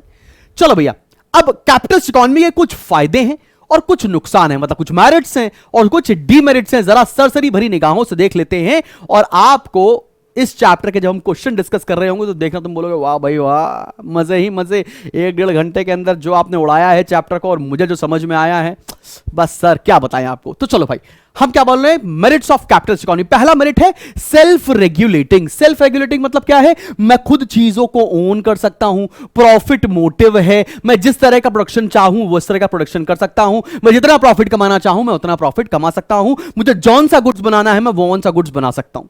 बात समझ में आ रही तुमको? तो इसे बोलते हैं सेल्फ रेगुलेटिंग। आगे बढ़ते, इकोनॉमिक ग्रोथ इज हायर। क्यों इकोनॉमिक ग्रोथ हायर होगी? बिकॉज अगर किसी भी इकोनॉमी के अंदर बहुत सारे एंटरप्रेन्योर्स ऑपरेट करेंगे, बहुत ज्यादा प्रॉफिट कमाएंगे तो ग्रोथ होगी उस पर्टिकुलर इकोनॉमी की, ये तो तय है। इसलिए यूएसए आज भी यूएसए है, चाइना आज भी यूएसए नहीं बन पाया है। तीसरा, optimum allocation of available resources. मेरे पास रिसोर्सेज लिमिटेड है। अब एक एंटरप्रेन्योर को पता है कि मेरे पास जब रिसोर्सेज लिमिटेड है, हम उसको किस तरह से इस्तेमाल कर रहे हैं ताकि मैक्सिमम प्रॉफिट होगा। तो वो एंटरप्रेन्योर्स कभी भी रिसोर्सेज को वेस्ट नहीं करेंगे, बिकॉज उनको क्या चाहिए? Minimum cost of production, maximum output, maximum profit. इसलिए optimum utilization of the resources होने वाला है under capitalist economy. Incentive for innovation and technological progress. अगर हम देखते हैं कि कोई बंदा या कोई कंपनी क्रिएटिव है, इनोवेटिव है, तो तुम देखते हो वो सब पाए जाते हैं कहां पर? वो सब पाए जाते हैं यूएसए, यूके के अंदर। वाई? बिकॉज उनकी टेक्नोलॉजी, आर्ट्स को, टेक्नोलॉजिकल प्रोग्रेस को, इनोवेशन को वो वैल्यू करते हैं वहां के लोग, वहां के एंटरप्रेन्योर्स, और जिसको हम इजीली कैश कर सकते हैं। फिर क्या है? Profit motive is the main M. जिस इकोनॉमी में प्रॉफिट मेन एम होगा, उस इकोनॉमी में लोग हम हरदम हमेशा इफेक्टिव यूटिलाइजेशन ऑफ रिसोर्सेस करते रहेंगे, तो रिस्क कम होता जाएगा, रिवॉर्ड मैक्सिमम होता जाएगा। फिर क्या लिखा? Cost of production is minimize. मैंने आपको बता रखा है कि इस तरह की इकोनॉमी के अंदर कॉस्ट मिनिमाइज हो जाएगी, because resources will be optimally utilized. ठीक है, चलेगा, बढ़िया, समझ में आ रही है बात? ज्यादा दिक्कत वाली, टेंशन वाली बात तो नहीं है। चलो भैया बढ़ते हैं डीमेरिट के ऊपर। अब डीमेरिट क्या है यार? जिस इकोनॉमी में ना सिर्फ पैसा पैसा पैसा पैसा करती है, तू पैसे पे क्यों मरती है रहेगा, उस इकोनॉमी में एक प्रॉब्लम आएगी। उस इकोनॉमी में आएगी कि सोशल वेलफेयर नहीं होगा, गरीब गरीब होता चला जाएगा, अमीर अमीर होता चला जाएगा। जिसके पास पैसे होंगे उसी को सारी सुख सुविधाओं का हक होगा, जो गरीब होगा उसको किसी भी चीजों का हक नहीं होगा। तो पहला पॉइंट लिखकर आता है economic inequality and social justice. अगर कोई गरीब है तो वो और गरीब होता चला जाएगा, उसको चीजें इजीली नहीं मिलने वाली हैं, इनजस्टिस फैलने लगेगा इकोनॉमी के अंदर। अगर ये परसिस्टेंट प्रोलॉन्ग टाइम तक अगर कैपिटलिस्ट इकोनॉमी या कैपिटलिस्ट इकोनॉमी जैसे हम डील करते रहेंगे। मिस एलोकेशन ऑफ रिसोर्सेज मतलब, मिस एलोकेशन ऑफ रिसोर्सेज मतलब क्या? जिन रिसोर्सेज से हम वैसे प्रोडक्ट्स बना सकते थे जो आम जनता के भी काम आता, हम उसको ना बनाकर हम लग्जरी प्रोडक्ट्स को बनाने में लग गए हैं, क्योंकि हमें तो प्रॉफिट कमाना है। मतलब वो रिसोर्सेज जो सभी लोगों तक पहुंचने चाहिए थे, सभी लोग जिसका हकदार थे, उसको वो छीना जा रहा है और सिर्फ रईस लोगों के लिए ही प्रोडक्ट बनाया जा रहा है, केवल लग्जरी गुड्स ही बनाए जा रहे हैं। तो इसको हम लोग बोल सकते हैं मिस एलोकेशन ऑफ रिसोर्सेज। तीसरा, economic opportunities and unfairness in society. अब इकोनॉमिक अपॉर्चुनिटी सबको नहीं मिलेगी, गरीब हैं तो आप रिसोर्सेज को अच्छे से इस्तेमाल नहीं कर पाएंगे, सोशल इनजस्टिस फैलता चला जाएगा, क्योंकि डिस्ट्रीब्यूशन ऑफ इनकम के बीच में जो दूरी है वो बढ़ती चली जाएगी। इसीलिए अगर आप जाओ ना, इंडिया के अंदर क्या होता है? इंडिया के अंदर मिडिल क्लास है, लेकिन यूएसए के अंदर ना मिडिल क्लास नहीं होती, या तो रिच है या तो पुअर है साहिब, कोई बीच का आदमी है ही नहीं उधर। चले बढ़े आगे। Less of merit goods like education, health care will be provided. अब कोई कंपनी ऐसा नहीं करेगी कि भैया हमको मेरिट गुड्स बनाने हैं, हमें हॉस्पिटल्स बनाने हैं, हमें स्कूल्स बनाने हैं, उस तरह पे काम करना है, वो ऐसा कोई भी कंपनी नहीं करेगी। बिकॉज कंपनी का मेन एम क्या है? पैसा। कुछ भी करो पैसा मिलना चाहिए, और पैसा तो एजुकेशन, स्कूल, हॉस्पिटल, इन सबको बनाने में तो मिलेगा नहीं। इसलिए कम कंपनीज ऐसी होंगी जो इस तरह के मेरिट गुड्स को भी बनाएंगी। Environmental degradation. इन्वायरमेंटल डिग्रेडेशन का क्या मतलब है? जब आप कंज्यूमरिज्म की तरफ इतना बढ़ जाएंगे, आपको बस एक ही चीज की हवस है कि भाई कंज्यूम करते जाओ, कंज्यूम करते जाओ, कंज्यूम करते जाओ, प्रॉफिट बनाते जाओ, प्रॉफिट बनाते जाओ, प्रॉफिट बनाते जाओ, और गवर्नमेंट का इंटरफेरेंस बहुत कम है, जिसकी वजह से रिसोर्सेज वेस्ट होंगे, रिसोर्सेज वेस्ट होंगे, एनवायरमेंटल पोल्यूट होगा। और इन दुनिया में सबसे ज्यादा अगर पोल्यूशन किसी ने फैलाया है तो वो हमारी प्यारी कंट्री अमेरिका है। ठीक है ना? आज बड़े भी ज्ञान मिलता हो हमें, लेकिन सच्चाई तो सच्चाई है साहिब। आगे बढ़ते हैं। क्या है? Formation of monopolies. आज की डेट में तुम देखो दुनिया की सबसे बड़ी मोनोपोलीज कहां है? सिर्फ और सिर्फ यूएसए के अंदर है, कैपिटलिस्ट इकोनॉमी के अंदर है। मोनोपोलीज का मतलब क्या है? इतनी बड़ी, इतनी जाइंट कंपनीज बन चुकी हैं कि स्मॉल एंटरप्रेन्योर्स को एंटर करने के लिए जगह ही नहीं है साहिब। अगर अब तुम ऐसा सोच सकते हो क्या कि कोई तीसरा ऑपरेटिंग सिस्टम भी आ जाए वर्ल्ड के अंदर, माइक्रोसॉफ्ट है, आईओएस है, अब तो तीसरे की एंट्री हो जाए, बड़ा मुश्किल है। ऐसा क्यों? क्योंकि वहां पर मोनोपोलीज आ चुकी हैं, बड़ी बड़ी कंपनियों ने इसको टेक ओवर कर लिया है। चलो मेरी जान, अब बढ़ते हैं हम लोग अगले टॉपिक की तरफ, और अगला टॉपिक है हमारा सोशलिस्ट इकोनॉमी। सोशलिस्ट इकोनॉमी क्या मतलब? जो जिस इकोनॉमी में सारी की सारी चीजें ओन्ड करती है वहां का स्टेट, मतलब वहां की सरकार, जैसे रशिया, जैसे चाइना, इसका एक एग्जाम्पल है। इसको हम लोग बोलते क्या है, जरा एक बार छोटा सा रीड कर लेते हैं। The concept of socialist economy was propounded by Karl Marx and Frederick Engels in their work the Communist Manifesto, published in 1848. In this economy, the material means of production, that is factories, capital mines, all are owned fully by the state. सब कुछ own करता है government, और जहां पर सब कुछ own करेगा गवर्नमेंट, वहां पर एक चीज तो बीच से जाने वाली है जिसका नाम होता है कंज्यूमर इज द किंग. यहां पर एक चीज एब्सेंट हो जाएगी जिसको बोलते हैं प्रॉफिट मोटिव. आओ देखते हैं कितना आप रिलेट कर पाते हो इस चीजों से. चलो भैया, सोशलिस्ट इकोनॉमी के भी कुछ कैरेक्टरिस्टिक्स है, आइए उनकी कैरेक्टरिस्टिक्स देखते हैं, उनको डीप डाउन डाइव करके देखते हैं कि ये इकोनॉमी होती कैसे है. सबसे पहला, कलेक्टिव ओनरशिप. कलेक्टिव ओनरशिप का मतलब क्या होता है? All means of production is owned by government. छोटे मोटे धंधे बिजनेस छोड़ के सब कुछ गवर्नमेंट ओन करती है, except small firms, trading firms and workshops. छोटे छोटे बिजनेस को छोड़ दे, बाकी सब कुछ यहां पर सरकार या स्टेट ओन करता है. स्टेट जब मैं बोलूं मतलब सरकार ओन करती है. अच्छा, यहां पर एम क्या होता है? यहां का एम होता है सोशियो इकोनॉमिक ऑब्जेक्टिव्स, मतलब सबका समाज कल्याण का काम होता है हमारा सोशलिस्ट इकोनॉमी के अंदर. यहां पर एक चीज नहीं होती है, say no to profit motive and self interest. कोई प्रॉफिट मोटिव नहीं है, कोई सेल्फ इंटरेस्ट नहीं होता है हमारे सोशलिस्ट इकोनॉमी के अंदर. आगे बढ़ते हैं.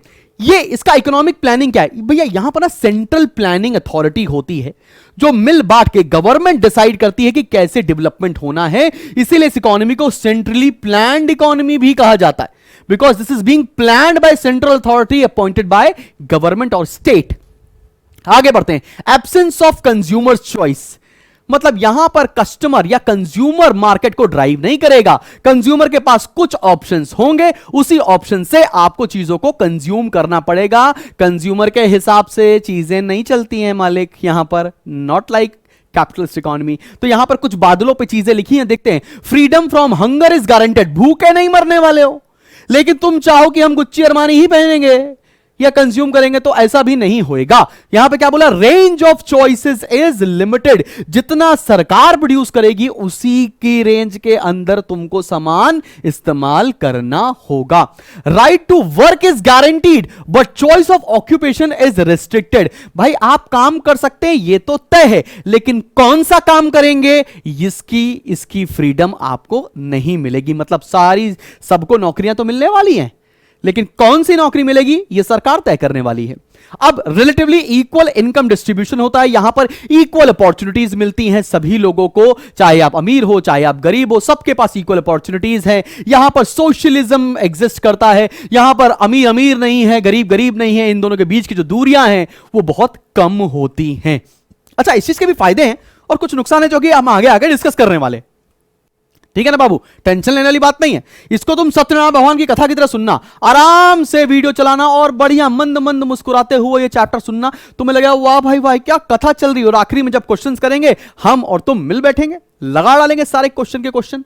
अब क्या लिखा है? Minimum role of price mechanism और मार्केट फोर्सेस. भाई देख, यहां पर क्योंकि प्रॉफिट एम नहीं है तो मार्केट फोर्सेस नहीं चलाती हैं इस तरह की इकोनॉमी को. डिमांड और सप्लाई नहीं चलाती इस तरह की इकोनॉमी को. In the absence of profit motive price mechanism loses its influence. अब सरकार गुड्स बना रही है, सरकार गुड्स बनाएगी तो उसका प्रॉफिट मोटिव है ही नहीं, तो कितने में बनेगा कितने में बिकेगा ये सब कुछ कौन तय करेगा? स्टेट तय करेगी वहां की. इसलिए यहां पर प्राइस मैकेनिज्म फेल्स. आगे बढ़ते हैं. Absence of competition. भाई जब सब कुछ सरकारें ही चला रही हैं तो काय का कंपटीशन? मैं ही बनाऊंगा और मैं ही सेल करूंगा, मैं ही हूं दुनिया में जो सब कुछ हूं, तो काय का competition? There is no competition, there is no price war, there is no cut throat competition, there is lack of innovation and all. खैर आगे बढ़ते हैं. अब इसके भी कुछ फायदे हैं, इसके भी कुछ नुकसान है, जरा दोनों को जान लेते हैं, मेरिट्स और डीमेरिट्स. फिर क्या लिखा? Equitable distribution of wealth. सबके पास लगभग लगभग बराबर पैसे, तो एक दूसरे से कंपटीशन नहीं, कोऑपरेशन की भावना आती है.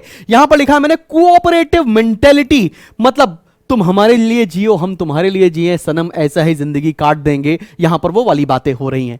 फिर क्या बोला? Social security and no exploitation. Social security देती है सरकार, क्योंकि सरकार कहती है कि भैया खाने को खाना मिलेगा, पहने को कपड़े मिलेंगे, एजुकेशन मिलेगा, नौकरी मिलेगी. And there is no exploitation by the private entrepreneurs. होता है ना प्राइवेट सेक्टर में 18-18 घंटे की नौकरियां कर रहे हैं, ऐसा यहां नहीं होता है. ठीक है, अभी मतलब जो मैं बोल रहा हूं 100% सही नहीं है. हो सकता है कि अगर सरकार बदतमीज निकल जाए तो वहां पर ऐसा भी होने लगे. खैर कंट्री का नाम नहीं लूंगा, आप लोग कमेंट सेक्शन में बताओ किस कंट्री की गवर्नमेंट ऐसा ठीक है, जो अपने लोगों को कम से कम 12-12, 14-14 घंटे रोज काम करवाती है, और वो है सोशलिस्ट इकोनॉमी का एग्जाम्पल। कमेंट सेक्शन में लिखकर बताना है। Balanced economic development, balanced economic development का मतलब क्या होता है? सारे सेक्टर्स का बराबर बराबर डेवलपमेंट होता है, बिकॉज यहां पर प्रॉफिट मोटिव से सरकार काम ही नहीं कर रही है, सोशल वेलफेयर के लिए काम हो रहा है। और लास्ट है अनएम्प्लॉयमेंट इज मिनिमाइज्ड, मतलब यहां पर जब काम ही सरकार दे रही है तो देयर इज नो एम्प्लॉयमेंट और almost zero unemployment. And better utilization of resources, इसलिए क्योंकि सरकार जब रिसोर्सेज को इस्तेमाल करेगी तो कोशिश करेगी कि समाज के लिए सारा रिसोर्सेज हम अच्छे से इस्तेमाल करें और कोई वेस्टेज ना हो। साथ में हम आते हैं इसके डीमेरिट्स ऑफ सोशलिज्म को पढ़ने के लिए। अब डीमेरिट्स पढ़ोगे तुम्हें लगेगा कि क्या बात है यार, मजेदार चीज है। सबसे पहला corruption, red tapism, favouritism etcetera. यहां पर ही तो असली दिक्कत है, जहां पर ब्यूरोक्रेट्स होंगे, जहां पर सरकार चलाएगी, वहां पर सबसे ज्यादा चांसेस होते हैं करप्शन के, रेड टेपिज्म के और फेवरिज्म के। वो आपने बॉलीवुड में क्या होता है, नेपोटिज्म, एग्जैक्टली वही यहां पर होने लगता है। सरकार चाहे तो चीजें अनफेयर हो जाएंगी। दूसरा, restricts freedom of individuals, individual कुछ भी ओन नहीं कर सकते, इंडिविजुअल कोई भी बिजनेस नहीं, इंडिविजुअल कभी भी प्रॉफिट मोटिव के लिए काम नहीं कर सकते, कैसा भी ऑक्यूपेशन चूज नहीं कर सकते, तो थोड़ा सा फ्रीडम यहां पर कम हो जाती है।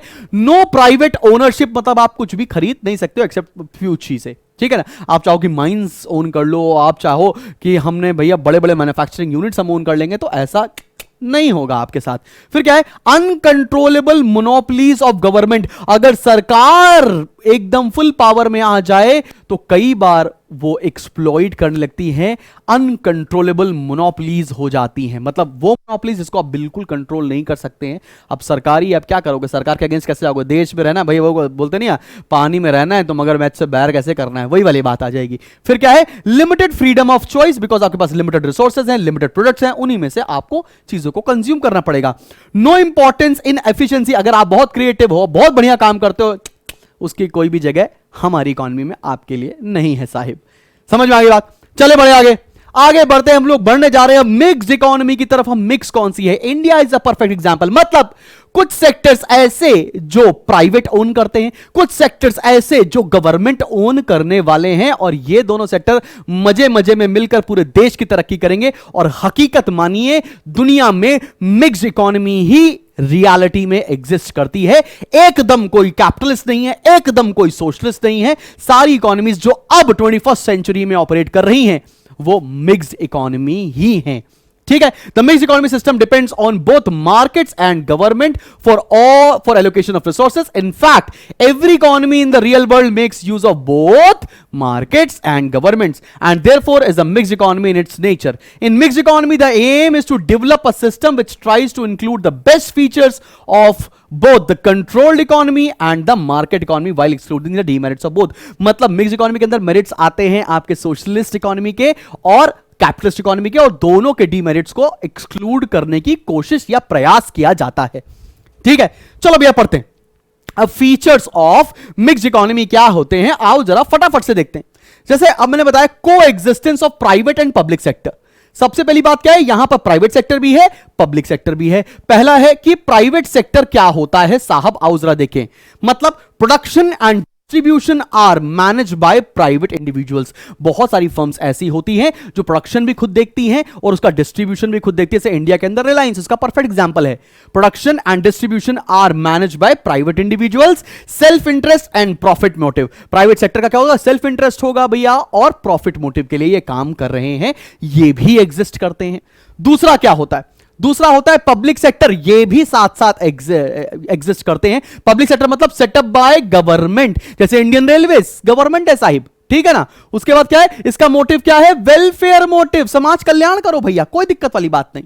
तीसरा क्या होता है, कंबाइंड सेक्टर। इंडिया में बहुत सारे सेक्टर ऐसे हैं जहां पर प्राइवेट आता है, पब्लिक आता है, साथ में मिलते हैं और साथ में देश की तरक्की के लिए काम कर रहे हैं। जैसे इंडिया के अंदर पीजीआई हॉस्पिटल्स, जिसको हम लोग Sanjay Gandhi post graduate institute बोलते हैं, वो कंबाइंड यूनिट्स हैं। ऐसी बहुत सारी, बीएसएनएल कंबाइंड यूनिट है, ठीक है ना। ऐसी बहुत सारी एंटरप्राइजेस हैं जो सरकार भी चलाती है और प्राइवेट सेक्टर मिलकर चलाते हैं, मतलब बोथ प्राइवेट एंड पब्लिक को एग्जिस्ट टुगेदर। चलिए बढ़े। अब मिक्स इकोनॉमी के क्या फायदे हैं और क्या नुकसान है, जरा फटाफट से देख लेते हैं ताकि थ्योरी पोर्शन हमारा खत्म हो सके। सबसे पहला फायदा क्या है? Economic freedom. तुम जो चाहे जितना चाहे प्रॉफिट कमाओ, तुमको जो चाहे जैसी चीजें चाहिए वो ओन कर सकते हो, और आपके लिए सारी की सारी चीजें मतलब आपकी चॉइस अवेलेबल है। तुम जौन सा प्रोडक्ट चाहो तुम कंज्यूम कर सकते हो, तुम जौन सी नौकरी करना चाहो तुम वो कर सकते हो, तुम्हें जैसी पढ़ाई करनी है वो कर सकते हो। तो मिक्स इकोनॉमी परफेक्ट एग्जांपल है। बेटर एलोकेशन ऑफ रिसोर्सेज का मतलब क्या है? अगर इकोनॉमी में प्रॉफिट मोटिव होगा तो जो एंटरप्रेन्योर्स होंगे वो रिसोर्सेज को ऑप्टिममली इस्तेमाल करेंगे ताकि उनका कॉस्ट ऑफ प्रोडक्शन कम हो जाए और प्रॉफिट मैक्सिमम हो सके। तीसरा क्या है? Freedom of choice. Freedom of choice का मतलब मैंने बता दिया, consumer is the king. Consumer जो सामान कहे वैसा बनाओ, ठीक है ना? तो आपके पास चॉइस हमेशा रहेगी, कोई दिक्कत वाली बात नहीं। कोई कहता है मुझे कार चाहिए, उसके लिए कार बनाओ। कोई कहते हैं गरीब हैं हम, हमारे लिए नेसेसरी गुड्स बनाओ, उनके लिए नेसेसरी गुड्स बनाओ। कोई टेंशन वाली बात नहीं है, दोनों चीजें साथ में एग्जिस्ट कर सकती हैं। Greater economic and social equality. Greater economic मतलब यहां पर ग्रोथ होगी, तरक्की होगी, बिकॉज यहां पर forces of demand and supply exist करते हैं, प्रॉफिट मोटिव के लिए लोग काम कर रहे हैं। और सोशल इक्वालिटी भी होगी, अमीर अमीर भी होगा, गरीब गरीब भी होगा, लेकिन गरीब को भी बहुत सारी अपॉर्चुनिटीज सरकार मुहैया कराएंगी ताकि जो गैप है, जो रिफ्ट है, वो कम से कम किया जा सके। और last but not the least, encourage enterprise and risk taking. अब से इंडिया के अंदर स्टार्टअप मूवमेंट चल रहा है कि बहुत सारे लोगों को सीड कैपिटल दी जाएगी, कुछ कुछ पैसे दिए जाएंगे, भैया आओ बिजनेस चलाओ, रिस्क लेने की एबिलिटी है तो रिस्क लो, टेंशन लेने वाली बात नहीं। हमारी कंट्री है, बढ़िया है, करो, मजे ही मजे करो। अब इससे कुछ डिसएडवांटेज भी है साहिब। डिसएडवांटेज क्या है? अगर एक्सेसिव कंट्रोल बाय गवर्नमेंट हुआ तो प्रॉब्लम आने लगती है। गवर्नमेंट अगर ज्यादा कंट्रोल करेगी तो प्राइवेट सेक्टर फ्रीली काम नहीं कर पाएंगे। दूसरा डिसएडवांटेज क्या होता है? Difficult to maintain balance. Maintain balance में दिक्कत क्या आती है? प्राइवेट सेक्टर तो सोच रहा है हमको प्रॉफिट ही प्रॉफिट चाहिए, गवर्नमेंट सेक्टर चाहिए मुझे सोशल वेलफेयर भी चाहिए, तो बैलेंस डेवलपमेंट करना थोड़ा सा मुश्किल हो जाता है मिक्स्ड इकोनॉमी के अंदर। फिर क्या लिखा? Without strong governmental initiative private sector is likely to grow disproportionately. अगर गवर्नमेंट का सही से कंट्रोल ना हो तो प्राइवेट सेक्टर अनएथिकली ग्रो करेंगे, डिसप्रपोर्शनेटली ग्रो करेंगे, जिससे जो डीमेरिट्स ऑफ कैपिटलिस्ट इकोनॉमी होती हैं वो इन्फोर्स करने लगेंगी। तो भैया यहां पर खत्म होती है थ्योरी। अब बढ़ते हैं हम लोग आगे, और आगे बढ़ने जा रहे हैं हम लोग टेस्ट योर नॉलेज के सेक्शन पर। मल्टीपल चॉइस क्वेश्चन लेकर आते हैं हम और तुम साथ में बैठकर एक एक क्वेश्चन को सॉल्व करते हैं। चलो शुरू करते हैं। चलो भैया एमसीक्यूज लेकर आ रहे हैं और डिस्कस करते हैं कि कौन सा ऑप्शन सही होगा और कौन सा गलत होने वाला है। तो टू टेस्ट द नॉलेज पहला एमसीक्यू आपके सामने आ रहा है। ये क्या कह रहा है भैया? और देखो, economist regard decision making as important.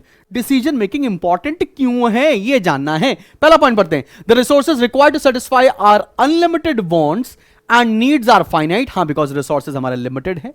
और स्केर्स रिसोर्सेज बिल्कुल ठीक लग रहा है, ये सही लग रही है डेफिनेशन, ये सही पॉइंट है। It is crucial to understand how we can best allocate our scarce resources to satisfy society's unlimited wants. ये भी ठीक है भैया, कैसे हम अपने रिसोर्सेज को इस्तेमाल कर सकते हैं ताकि अनलिमिटेड वांट्स को सैटिस्फाई किया जा सके। Resources have alternative uses, yes all of the above. तो इसका आंसर डी होगा, ऑल ऑफ द अबव। कोई दिक्कत, कोई लोड, कोई परेशानी वाली बात नहीं है। क्वेश्चन नंबर 2 के ऊपर आते हैं। बिजनेस इकोनॉमिक्स क्या है? Business economics is abstract and applies the tools of micro economics. Not exactly, तो ये पूरी तरह से सही तो नहीं लग रहा है। Involves practical application of economic theory, yes ये सही बात है। Incorporates tools from multiple disciplines, yes multiple discipline जैसे कि मैथमेटिक्स, स्टैटिस्टिक्स, अकाउंटिंग, यहां सबकी नॉलेज यूज होती है। तो इसका आंसर होना चाहिए बी और सी। तो डी पॉइंट पे दे रखा है बी और सी, इसका आंसर होगा डी पार्ट। ठीक है ना?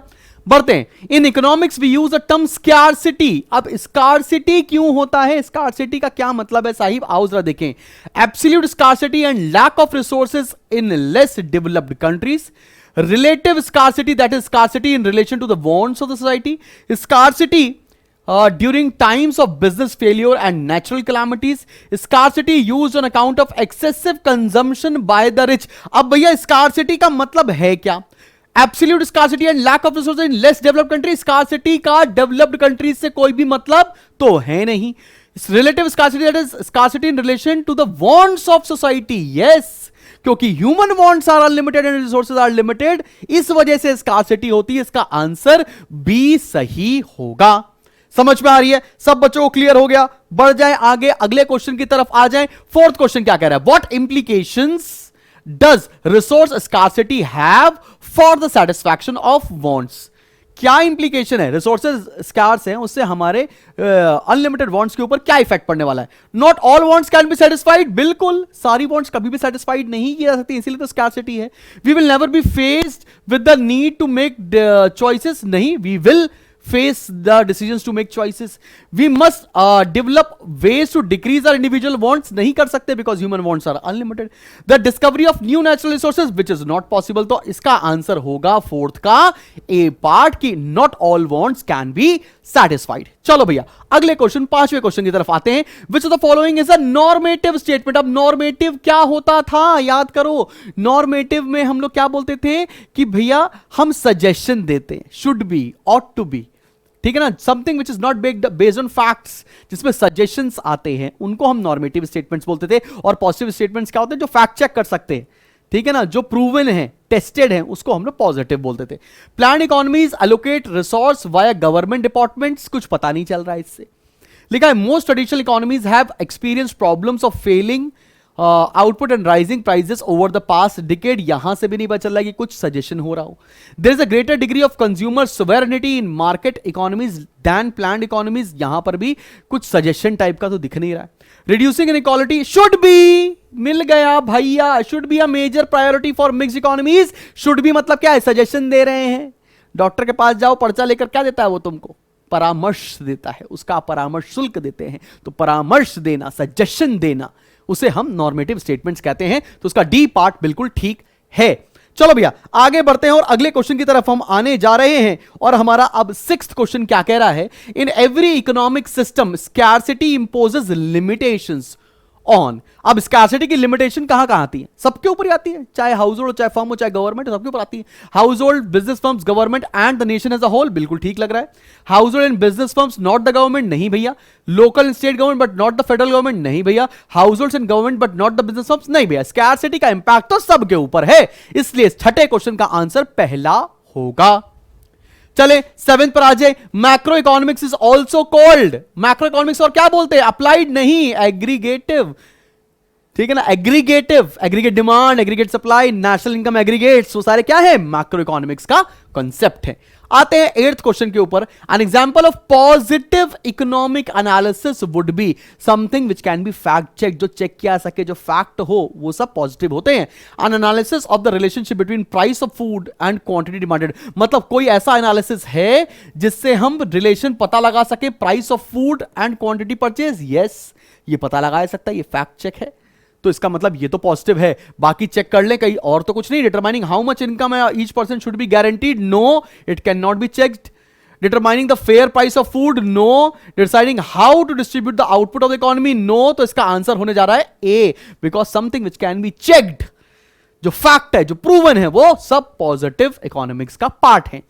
आगे बढ़ते हैं। अ study of how increase in the corporate income tax, corporate income tax तो नेशनल इनकम के अंदर आप सभी ने पढ़ा हुआ है वैसे, will affect the national unemployment rate is an example of, ये तो मैक्रो इकोनॉमिक्स का एग्जांपल है, क्योंकि इसका इंपैक्ट तो नेशनल इनकम के अंदर पड़े, और नेशनल इनकम हम लोग पढ़े कहां थे? मैक्रो इकोनॉमिक्स के अंदर, ठीक है ना। हालांकि अभी आगे वीडियो नेशनल इनकम का आएगा, जब मैं आपको और भी वीडियोस लेकर आने वाला हूं इस सीरीज के अंदर। विच of the following does not suggest a macro approach for India? Does not बोला है, याद रखना। कौन सा इसमें से अप्रोच मैक्रो नहीं है? पहला पढ़ते हैं। Determine GNP of India, gross national product निकालना नेशनल इनकम के अंदर है, मैक्रो कॉन्सेप्ट है, तो ये तो गलत हो गया। Finding the causes of failure of ABC limited, ABC limited एक कोई पर्टिकुलर कंपनी है, इंडिविजुअल है, तो ये माइक्रो कॉन्सेप्ट है, ये हो सकता है। अब आगे पढ़ते हैं। Identifying the cause of inflation, no भैया, इन्फ्लेशन डिफ्लेशन पूरा एग्रीगेट कॉन्सेप्ट है, मैक्रो कॉन्सेप्ट है। Analysis, analyze the cause of failure of industry, industry भी मैक्रो होता है, फर्म इंडिविजुअल होता है, तो इसका आंसर होने वाला है पॉइंट बी। सबको समझ में आ गया? चले बढ़े अगले क्वेश्चन की तरफ। आज चलो बढ़ते हैं। 11th क्वेश्चन क्या कह रहा है, आओ जरा पढ़ते हैं। 11th क्वेश्चन में बोला है, Ram my corn harvest this year is poor. Krishna says don't worry, price increases will compensate for the fall in the quantity supplied. Vinod said climate affects crop yields some years are bad and some years are good. मधु, the government ought to का तो मतलब suggestion होता है, suggestion मतलब normative होता है। अभी देखते हैं क्वेश्चन क्या कह रहा है। Guarantee that our income will not fall in this conversation, normative statement is given by Madhu. तो ये तो फर्जी क्वेश्चन हो गया हमारे बच्चों के लिए, 2 रुपी क्वेश्चन हो गया भाई, तुरंत के तुरंत निपटा ही डालेंगे इसको। 12th पर आते हैं, लिखा क्या है, consider the following and decide which if any economy is without scarcity. दुनिया में कोई भी इकोनॉमी विदाउट स्कार्सिटी नहीं होती है, तो इसका आंसर तो मैं ठीक से तुरंत नन ऑफ द अबव कर दूं, लेकिन फिर भी पढ़ लेते हैं। लिखा क्या है, द प्री डिपेंडेंट इंडिया, नहीं तब भी स्कार्सिटी थी। अब mythical economy where everybody is billionaire, इससे मतलब नहीं कि पैसा कितना है भाई साहब, रिसोर्सेस तो लिमिटेड है। An economy where income is distributed equally, no भैया, none of the above इसका सही उत्तर होगा। कोई भी इकोनॉमी दुनिया में ऐसी नहीं है साहिब जो जहां स्कार्सिटी ना हो। खैर 13th क्वेश्चन पर आते हैं। विच of the following is not a subject matter of micro economics. Mind you लिखा है not a subject of micro economics, वो ऐसा कौन सा इसमें पॉइंट है जो माइक्रो इकोनॉमिक्स नहीं है। प्राइस ऑफ मैंगोज माइक्रो है, the cost of producing a fire truck micro है, the quantity of mangoes produce for the mangoes market micro है, द नेशनल इनकम, ओहो मतलब इसका टी, नेशनल इनकम तो मैक्रो होता है, तो यही तो नॉट अ माइक्रो होगा, तो इसका आंसर डी होगा। 14 पर आते हैं, the branch of economic theory that deals with the problem of allocation of resources. Allocation of resources हम लोगों ने कहां पढ़ा, human wants are unlimited, resources are limited, hence scarcity arises, जिससे प्रॉब्लम ऑफ चॉइस होती है, जहां पे हम अवेलेबल रिसोर्सेज को एलोकेट करते हैं। माइक्रो इकोनॉमिक्स का टॉपिक है, माइक्रो इकोनॉमिक थ्योरी है, तो इसका ए ऑप्शन बिल्कुल ठीक है साहिब। विच the following is not the subject matter, not पढ़ लेना, अक्सर ना सुनने की आदत होती नहीं है लड़कियों को, गलत कर दोगे ये क्वेश्चन, पर तुम बोलोगे वो कौन है जिसने पू को पलट के नहीं देखा। अरे तुम ही पू हो, तुमको नहीं पलट के देखेंगे, समझना तुमको ही पड़ेगा। नॉट लिखा है, नहीं नहीं मतलब नहीं होता है। लड़कियों सुन लो ध्यान से, अरे मजाक कर रहा हूं, सच बोल रहा हूं। लेकिन चलो भैया, should our firm be in this business. अब देखो बिजनेस से रिलेटेड सारे डिसीजंस तो भैया बिजनेस इकोनॉमिक्स के अंदर आते हैं, लेकिन बिजनेस से रिलेटेड सारे डिसीजंस की मैं बात कर रहा हूं, तो should our firm be in this business, भैया बिजनेस से रिलेटेड डिसीजन मेकिंग है ये, तो बिजनेस इकोनॉमिक्स है। How much should be produce, business economics है। How will the product be placed, business economics है। How should be decrease unemployment, अरे unemployment का काम किसका काम, सरकार का काम, ये बिजनेस इकोनॉमिक्स का काम नहीं है, इसलिए इसका आंसर साहिब होगा डी पार्ट। ठीक है, एसी ऐसा चल रहा है बिल्कुल शिमला बना दिया है कमरे को भाई साहब। चलो बंद कर देते हैं, आगे बढ़ते हैं। 16th क्वेश्चन पे आते हैं और देखते हैं वो 16th क्वेश्चन क्या कह रहा है। Which of the following is a normative statement? Normative तुमको पता है ना, सजेशन देने वाला, वो जो तुमको दोस्त तुम्हारे सजेशन देते हैं, भाई आज छोड़ो कल पढ़ाई करेंगे, वही वाला सजेशन को नॉर्मेटिव स्टेटमेंट बोलते हैं। आओ, unemployment rate decreases with industrialization, यहां पर कुछ सजेशन नहीं दिख रहा है। Economics is a social science that studies human behaviour, यहां पर भी समझ में नहीं आ रहा। मिनिमम वेज शुड बी, पकड़ लिया, इसका आंसर होगा सी, जहां पर should be, ought to be, suggestion है, परामर्श है, वो सब नॉर्मेटिव स्टेटमेंट होते हैं। 17th क्वेश्चन पर आते हैं और देखते हैं ये क्या धूम मचा रहा है। Which of the following would be considered a topic of study in macroeconomics? ऐसा कौन सा टॉपिक है जो मैक्रो इकोनॉमिक्स का पार्ट है? The effect of increase in wages on the profitability of cotton, no ये तो माइक्रो है। फिर the effect on steel prices, ये भी माइक्रो है। ठीक है, the effect of an increasing inflation, inflation macro concept होता है, theory of income and employment के अंदर पढ़े हैं, एडीएएस अप्रोच क्लास 12वीं का टॉपिक है, कोई बातें भी आएगा वो भी निपटा देंगे। तो सी पार्ट बिल्कुल ठीक है, बिकॉज इन्फ्लेशन की स्टडी मैक्रो कॉन्सेप्ट होता है। 18वें टॉपिक पर आ रहे, 18th टॉपिक पर। अब इतना बड़ा बड़ा अंग्रेजी में लिख दिए हैं और बच्चों को बोल रहे हैं कि ये एमसीक्यू से सॉल्व कर दो, चलो लेकिन कोई बात नहीं। The difference between positive and normative economics होता क्या है? Positive economics explains the performance of the economy, while normative economy find out the reason. No, normative क्या होता है? सजेशन देना। Positive economics describe on the facts, yes ये सही लग रहा है, while normative economics involves evaluating whether some of these are good और बैड, यस ये बिल्कुल सही होना चाहिए मेरे हिसाब से, अभी तक बी ठीक लग रहा है। आओ सी पढ़ते हैं। Normative economics describes the facts, no भैया नॉर्मेटिव तो कभी भी फैक्ट्स बताता नहीं, वो तो पॉजिटिव बताता है। Positive economics prescribes whether, normative economics describes, ना भैया प्रिस्क्राइब वाला काम तो नॉर्मेटिव का होता है, इसलिए बी ऑप्शन बिल्कुल जीत चुका है। देवियों सज्जनों तालियां बजती रहनी चाहिए। चलिए बनते हैं 19th क्वेश्चन पर, आइए भैया देखा जाए। चलो 19th question, which of the following is not, अब नॉट बार बार नहीं बताऊंगा, ठीक है, समझ में आ रहा ना, सुन रही हो ना तुम ध्यान से, विच of the following is not with in the scope of business economics, capital budgeting, risk analysis, business cycles, accounting. ऐसा क्वेश्चन पूछ लो मेरे बच्चे उछल के जवाब दे दें, इसका उछल के सोते समय जवाब दे देगा, अरे अकाउंटिंग स्टैंडर्ड्स तो अकाउंटिंग का पार्ट होता है, बिजनेस इकोनॉमिक्स का थोड़ा ना पार्ट है।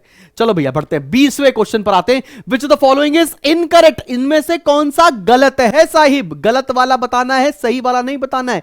जैसा तुम अक्सर जिंदगी में जो गलत इंसान होता है उसी को बेस्ट फ्रेंड बनाते हो और उसी के साथ घूम रहे हो बेटा, ठीक है ना। चलो कोई बात नहीं, आओ देखते हैं। Business economics is normative in nature, हां भैया ट्रू है ये बात। Business economics has a close connection with statistics, हां भाई ट्रू है। Business economics need not worry about macro variable, need not लिखा है, अरे कहा है भैया, तो इसका ये हो गया सी उत्तर। भैया मेरे हिसाब से 20th का आंसर आ रहा है सी पार्ट वाई, विच बोलता है कौन सा इनकरेक्ट है। Macro business economics need not worry about macro economics, नहीं, they have to worry about macro economics variables as well. Business economics is also called managerial, हाँ ये भी ट्रू है। तो मतलब ये वाले में गड़बड़ी थी तो मैंने कर दी है 20 क्वेश्चन। चलो भैया अब 21वें क्वेश्चन की तरफ बढ़ने चलते हैं। 21वां क्वेश्चन क्या कह रहा है, आओ मेरी जान देखते हैं। Economic goods are considered scarce resources because they cannot be increased in quantity, do not exist in adequate quantity to satisfy the requirements of the society। हाँ जी भैया ये ठीक लग रहा है। Are of primary importance in satisfying social requirements, नहीं भैया। Are limited to man-made goods, नहीं। तो इसका आंसर होना चाहिए बी, बिकॉज यहां पूछ क्या रहा है, economic goods are considered scarce resources, because कि भैया human wants are unlimited and resources limited हैं, तो सारी सोसाइटी की नीड्स को कैसे सेटिस्फाई किया जा सके। Do not exist in adequate quantity to satisfy the requirements of society, तो बी ऑप्शन बिल्कुल उम्दा ऑप्शन है, बिल्कुल ठीक ठाक है भाई साहब। 22 क्या कह रहा है, 22nd question, in a free market, free market का मतलब क्या है, जो forces of demand and supply जहां डिटरमाइन करती हैं, कैपिटलिस्ट की तरफ ध्यान जा रहा होगा। The allocation of resources determined by voting done by consumers, no. A central planning authority, no. Consumers preference, no. The level of profits of the firms, ओहो ये तो आप ध्यान से देखो, क्या कंज्यूमर प्रेफरेंस वाला पॉइंट यहां पर निकल कर आ रहा है कि नहीं आ रहा है, तो चलो भैया जरा देखा जाए। भैया फ्री मार्केट इकोनॉमी में कौन डिसाइड करता है, कंज्यूमर की प्रेफरेंस डिसाइड करती है। याद करो भैया, हम लोग डिसाइड करते ना कि अगर कैपिटलिस्ट इकोनॉमी के अंदर अगर कंज्यूमर बोल रहा है कार बनाने को तो कार बेचो, उसको चाहिए कपड़ा तो कपड़ा बेचो, तो कौन डिसाइड करता है, कंज्यूमर डिसाइड करती, कंज्यूमर की प्रेफरेंस डिसाइड करती है इन a free market economy.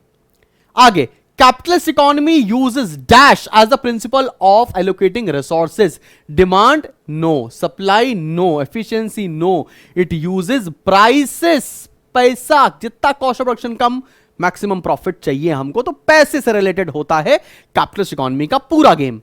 Which of the following is considered as disadvantage of allocating resources using the market system? अब यहां बोल रहा है which of the following is considered as disadvantage, ऐसा कौन सा पॉइंट लिखा जो डिसएडवांटेज है जिसमें हम रिसोर्सेज को यूटिलाइज कर रहे हैं थ्रू मार्केट सिस्टम, ठीक है ना, मतलब कैपिटलिस्ट की ही बात हो रही है। Income will tend to unevenly distributed, ठीक लग रहा है।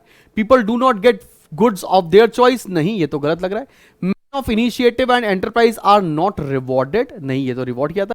Profits will tend to be low, अब भाई में से कौन सा डिसएडवांटेज है, हमको डिसएडवांटेज को खोजना है। Income will tend to be unevenly distributed, भैया ये डिसएडवांटेज है कि भैया अमीर अमीर हो जाएंगे, रईस रईस हो जाएंगे, तो ये डिसएडवांटेज लिखा है। men of initiative and are not rewarded, they are rewarded. Profits will tend to be low, no they will be more। तो डिसएडवांटेज क्या है, बाकी सारे ऑप्शन क्यों गलत हैं, ये डिसएडवांटेज है कि अमीर हो जाएगा, गरीब गरीब हो जाएगा कैपिटलिस्ट के अंदर, फ्री मार्केट के अंदर। Which the following statement does not apply to a market economy. Market economy हम जब बात कर रहे हैं तो हम कैपिटलिस्ट को दिमाग में रख के बात कर रहे हैं। Firms decide whom to hire and what to produce, नहीं, दे डज नॉट बोला है। Firms aiming at maximization of profit, बिल्कुल ठीक है। Household decide which firms to work for and what to buy, बिल्कुल। Government policies are the primary forces, no ये आंसर बिल्कुल ठीक है, because it's the following statement does not apply. भैया फ्री मार्केट में कैपिटलिस्ट इकोनॉमी के अंदर गवर्नमेंट का इंटरफेरेंस सबसे मिनिमम होता है। 26वें क्वेश्चन पर आते हैं। In a mixed economy all economic decisions are taken by the central authority, no ये तो सोशलिस्ट के अंदर होता है। All economic decisions are taken by private entrepreneurs, no, ये तो लिस्ट में होता है. Economic decision are partly taken up by state, yes, and partly by the government और partly by the private enterprises, yes. तो 26 का आंसर होने वाला है सी पार्ट, बिल्कुल ठीक है. 27 पर आते हैं. The central problem in economics is that of, central problem है क्या? What to produce, for whom to produce, वही तो सेंट्रल प्रॉब्लम्स है. Comparing the success of demand versus market economies, guaranteeing production occurs in the most efficient manner, guaranteeing a minimum level of income for every citizen, allocating scarce resources in such a manner that society's unlimited needs or wants are satisfied in the best possible manner. तो इसका option D है बिल्कुल ठीक. Central problem in economics is that कि भैया resources limited हैं और human wants unlimited हैं. इनके रिसोर्सेज को ऐसा इस्तेमाल किया जाए जिससे कि भाई साहब हम सभी की वांट्स को सेटिस्फाई कर सकें ऑलमोस्ट. तो 27th का आंसर होने वाला है डी पार्ट, बिल्कुल ठीक है. Capital intensive technique would get chosen in, capital intensive कहां पर चूज किया जाएगा? लेबर सरप्लस इकोनॉमी में नहीं. Capital surplus economy where the relative price of capital is lower, yes. Develop economy where technology is better, ऐसा कोई मतलब नहीं है. डेवलपिंग इकोनॉमी नहीं भाई, इसका मतलब क्या? कैपिटल सरप्लस इकोनॉमी में कैपिटल इंटेंसिव टेक्निक इस्तेमाल की जाएगी बिकॉज वहां पर कॉस्ट ऑफ प्रोडक्शन सबसे कम हो रहा होगा. तो 28th तक हमने क्वेश्चन कर लिए हैं. चलो भैया बढ़ते हैं हम अगले क्वेश्चन के ऊपर. अब बढ़ रहे हैं 29th. Which of the following is not लिखा है one of the 4 central questions that the study of economics is supposed to answer. What to produce, how to produce, whom to produce, यही 3 problem है. Who produces what to produce वाला problem आ गया. When are goods produced, when तो कहीं है नहीं. Who consumes what, तो किसके लिए बन रहा है ये भी समझ में आ रहा है. How are goods produced, ये आ गया. तो कौन सा नहीं है, इस पे आंसर आएगा B, second part odd out है. ठीक है, चलो भैया 30वें क्वेश्चन. 30th क्वेश्चन क्या कह रहा है, आओ जरा फटाफट से देखते हैं. Larger production of dash goods would lead to higher production in future. ऐसा कौन सा गुड्स हम आज बनाएं जिससे फ्यूचर में गुड्स का प्रोडक्शन बढ़ सके? तो कंज्यूमर गुड्स बनाएंगे क्या? नहीं, अगर आज कंज्यूमर गुड्स बनाएंगे तो वो तो खत्म हो जाएंगे. आंसर है इसका कैपिटल गुड्स. वाई? अगर आज कैपिटल गुड्स बनाएंगे, मशीनरीज बनाएंगे तो फ्यूचर में हम और गुड्स का प्रोडक्शन कर सकते हैं. चलो भैया 31st क्वेश्चन क्या कह रहा है. The economic system in which all the means of production are owned and controlled by private individuals for profit. ये किसकी कैरेक्टरिस्टिक्स होती है? कैपिटलिज्म की. आपको कैरेक्टरिस्टिक्स के ऊपर बहुत सारे क्वेश्चंस मिलेंगे बच्चा पार्टी आपके सीए फाउंडेशन के एग्जामिनेशन के अंदर. चलो भैया 32 देखते हैं. Macro economics is the study of dash all aspects of scarcity, the national income economy and the global economy as a whole. Yes, national income के बारे में पढ़ना मैक्रो इकोनॉमिक्स का कॉन्सेप्ट है. तो भाई बिग बिजनेस भी गलत है, डिसीजन ऑफ इंडिविजुअल बिजनेस भी गड़बड़ है. 33rd क्वेश्चन पर हम आते हैं और देखते हैं क्या कह रहा है. Freedom of choice is the advantage of, choice मिलती है कस्टमर्स को. ये कहां पर होता है? ये होता है सिर्फ और सिर्फ कैपिटलिज्म के अंदर. ये भी फीचर्स के कैरेक्टरिस्टिक्स के ऊपर क्वेश्चन पूछा गया है. 34th क्वेश्चन क्या कह रहा है. Exploitation and inequality are minimal. Exploitation कहां नहीं होता है? सोशलिस्ट इकोनॉमी के अंदर एक्सप्लॉयटेशन नहीं होता है. यह भी कहां से आया? फीचर्स का क्वेश्चन आया है सोशलिस्ट इकोनॉमी के. ठीक है, चलो बढ़ते हैं. Administered prices refers to, prices determine the forces of demand and supply. नहीं. Prices determined by sellers. नहीं. Prices determined by an external authority which is usually the government. Government जब डिसाइड करती है तो उसको हम लोग एडमिनिस्टर्ड प्राइसेस बोलते हैं. 36 क्वेश्चन के ऊपर आते हैं बच्चा पार्टी. देखो 36 क्वेश्चन क्या कहने जा रहा है. In economics the central economic problem means, central economic problem है क्या? Output is restricted to the limited availability of resources. हां भाई, कहीं कहीं तो लग रहा है consumers do not have as much money as they would wish to. There will always be certain level of unemployment. Resources are not always allocated in an optimum way. तो भैया मुझे तो 36 क्वेश्चन का आंसर लग रहा है कि ये पहला क्वेश्चन, बिल्कुल पहला पॉइंट जो है हमारा 36 क्वेश्चन का, अभी तक तो मुझे यही सही लग रहा है. तुम लोग बताना मुझे कमेंट सेक्शन में करके कि क्या लग रहा है. तो 36 का पहला ऑप्शन मुझे सही लग रहा है और 36 का पहला ही ऑप्शन ठीक होना चाहिए बिकॉज यहां लिखा है output is restricted to the limited availability of resources. Output किस पर डिपेंड करेगा? जितने रिसोर्सेज अवेलेबल हैं. 37 पर आते हैं बच्चा party. Scarcity definition is given bye Robinson. याद रखना, भूल ना जाना, रॉबिन्सन जी ने दी थी ये डेफिनेशन. आगे बढ़ते 38. Science which deals with the wealth of nation is given bye, अब यहां पर कंफ्यूजन आएगा, ये एल्फ्रेड मार्शल ने दी थी या एडम स्मिथ ने डेफिनेशन दी थी? सब बच्चे कमेंट सेक्शन में लिखकर बताओ कि ये एडम स्मिथ ने दी थी या एल्फ्रेड मार्शल ने दी थी। आंसर है यस, एडम स्मिथ ने ये हमको डेफिनेशन दिया है। 39 क्वेश्चन पर आते हैं। Which the following is not one of the features of capitalist economy? Right to private property, ये तो फीचर होता है। फ्रीडम ऑफ चॉइस, ये भी होता है। नो प्रॉफिट नो लॉस, नहीं भैया ये तो सोशलिस्ट में होता है, तो ये फीचर नहीं है। चलिए बढ़ते हैं अपने 40th क्वेश्चन के ऊपर और देखते हैं 40वां क्वेश्चन क्या कह रहा है। There is need of economic study, why the resources are limited, yes. The bonds are unlimited, बिल्कुल ठीक है, ये दोनों तो ठीक लग रहे हैं हमको। रिसोर्सेज आर अनलिमिटेड, नहीं। Both A and B, yes, both A and B will be the correct answer. तो चलो बढ़ते हैं और देखते हैं कि बाकी क्वेश्चन हम लोग कैसे करने वाले हैं। 41 क्वेश्चन पर बढ़ने जा रहे हैं। 41 क्वेश्चन क्या कह रहा है? The benefit of economic study is it ensures that all problems will be appropriately tackled, no. It helps in identifying the problems, no. It enable to examine a problem in a right perspective, yes। इसका C option बिल्कुल ठीक होने वाला है। हमको सही perspective से economic problem को एसेस करना आ जाता है, यही बेनिफिट होता है इकोनॉमिक स्टडी का। 42nd पर आते हैं। The managerial economics is applied economics that फिल्स the gap between economic theory and business practice, yes. This is the right answer. It's just a theory concept, no. Trains managers to behave in recession, no. Provides the tools which explains the various concepts, no. तो इसका answer A part बिल्कुल correct है, बिल्कुल tension लेने वाली बात तो है ही नहीं। 43rd क्वेश्चन पर आते हैं। Which the following statement is correct? Correct बोलना है। Microeconomics is important for study of particular households and particular firm, yes, सही लग रहा है। Microeconomics is important to study economic condition of a country, yes. तो इसका answer होगा both A and B, simple है, सिंपल डेफिनेशन है, कोई दिक्कत वाली बात नहीं। 44th क्वेश्चन पर आते हैं, जरा देखो। लिखा है mister Satish hired a business consultant to guide him for growth of his business. The consultant visited his factory and suggested some changes with respect to staff appointment, loan availability and so on. Which approach is the consultant using? Microeconomics, yes, because वो एक ही firm के बारे में बात कर रहा है। Macroeconomics नहीं, इसका आंसर होना चाहिए सिर्फ और सिर्फ माइक्रो इकोनॉमिक्स। 45th क्वेश्चन पर आते हैं। Profit motive is a merit of, आराम से सीधा आंसर है, कैपिटलिज्म का प्रॉफिट मोटिव एम होता है। 46 क्वेश्चन पर आते हैं। Dash is also called a command economy, something which is commanded by the government is a socialist economy.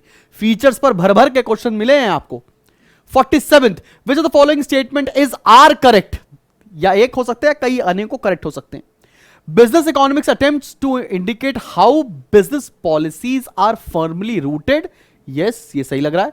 Business economies uses microeconomic analysis of the business unit and macroeconomic analysis of the business environment, yes। Business economies take a pragmatic approach, yes, ये भी true है। इसका मतलब all of the above ठीक होने वाला है। ये भी हम लोगों ने कैरेक्टरिस्टिक्स के अंदर पूरा पढ़ा है, तो इस चैप्टर से भर भर के बेटा कैरेक्टरिस्टिक्स के ऊपर क्वेश्चन आ रहे हैं। यूनिट 1 यूनिट 2 संभाल के सॉल्व करना, आराम से तुमको ये यूनिट पास होने भर का नंबर दे रही होगी। Unlimited ends and limited means together presents the problem of choice. जब अनलिमिटेड वॉन्ट्स होते हैं, रिसोर्सेज लिमिटेड होते हैं, तो प्रॉब्लम ऑफ चॉइस आता है।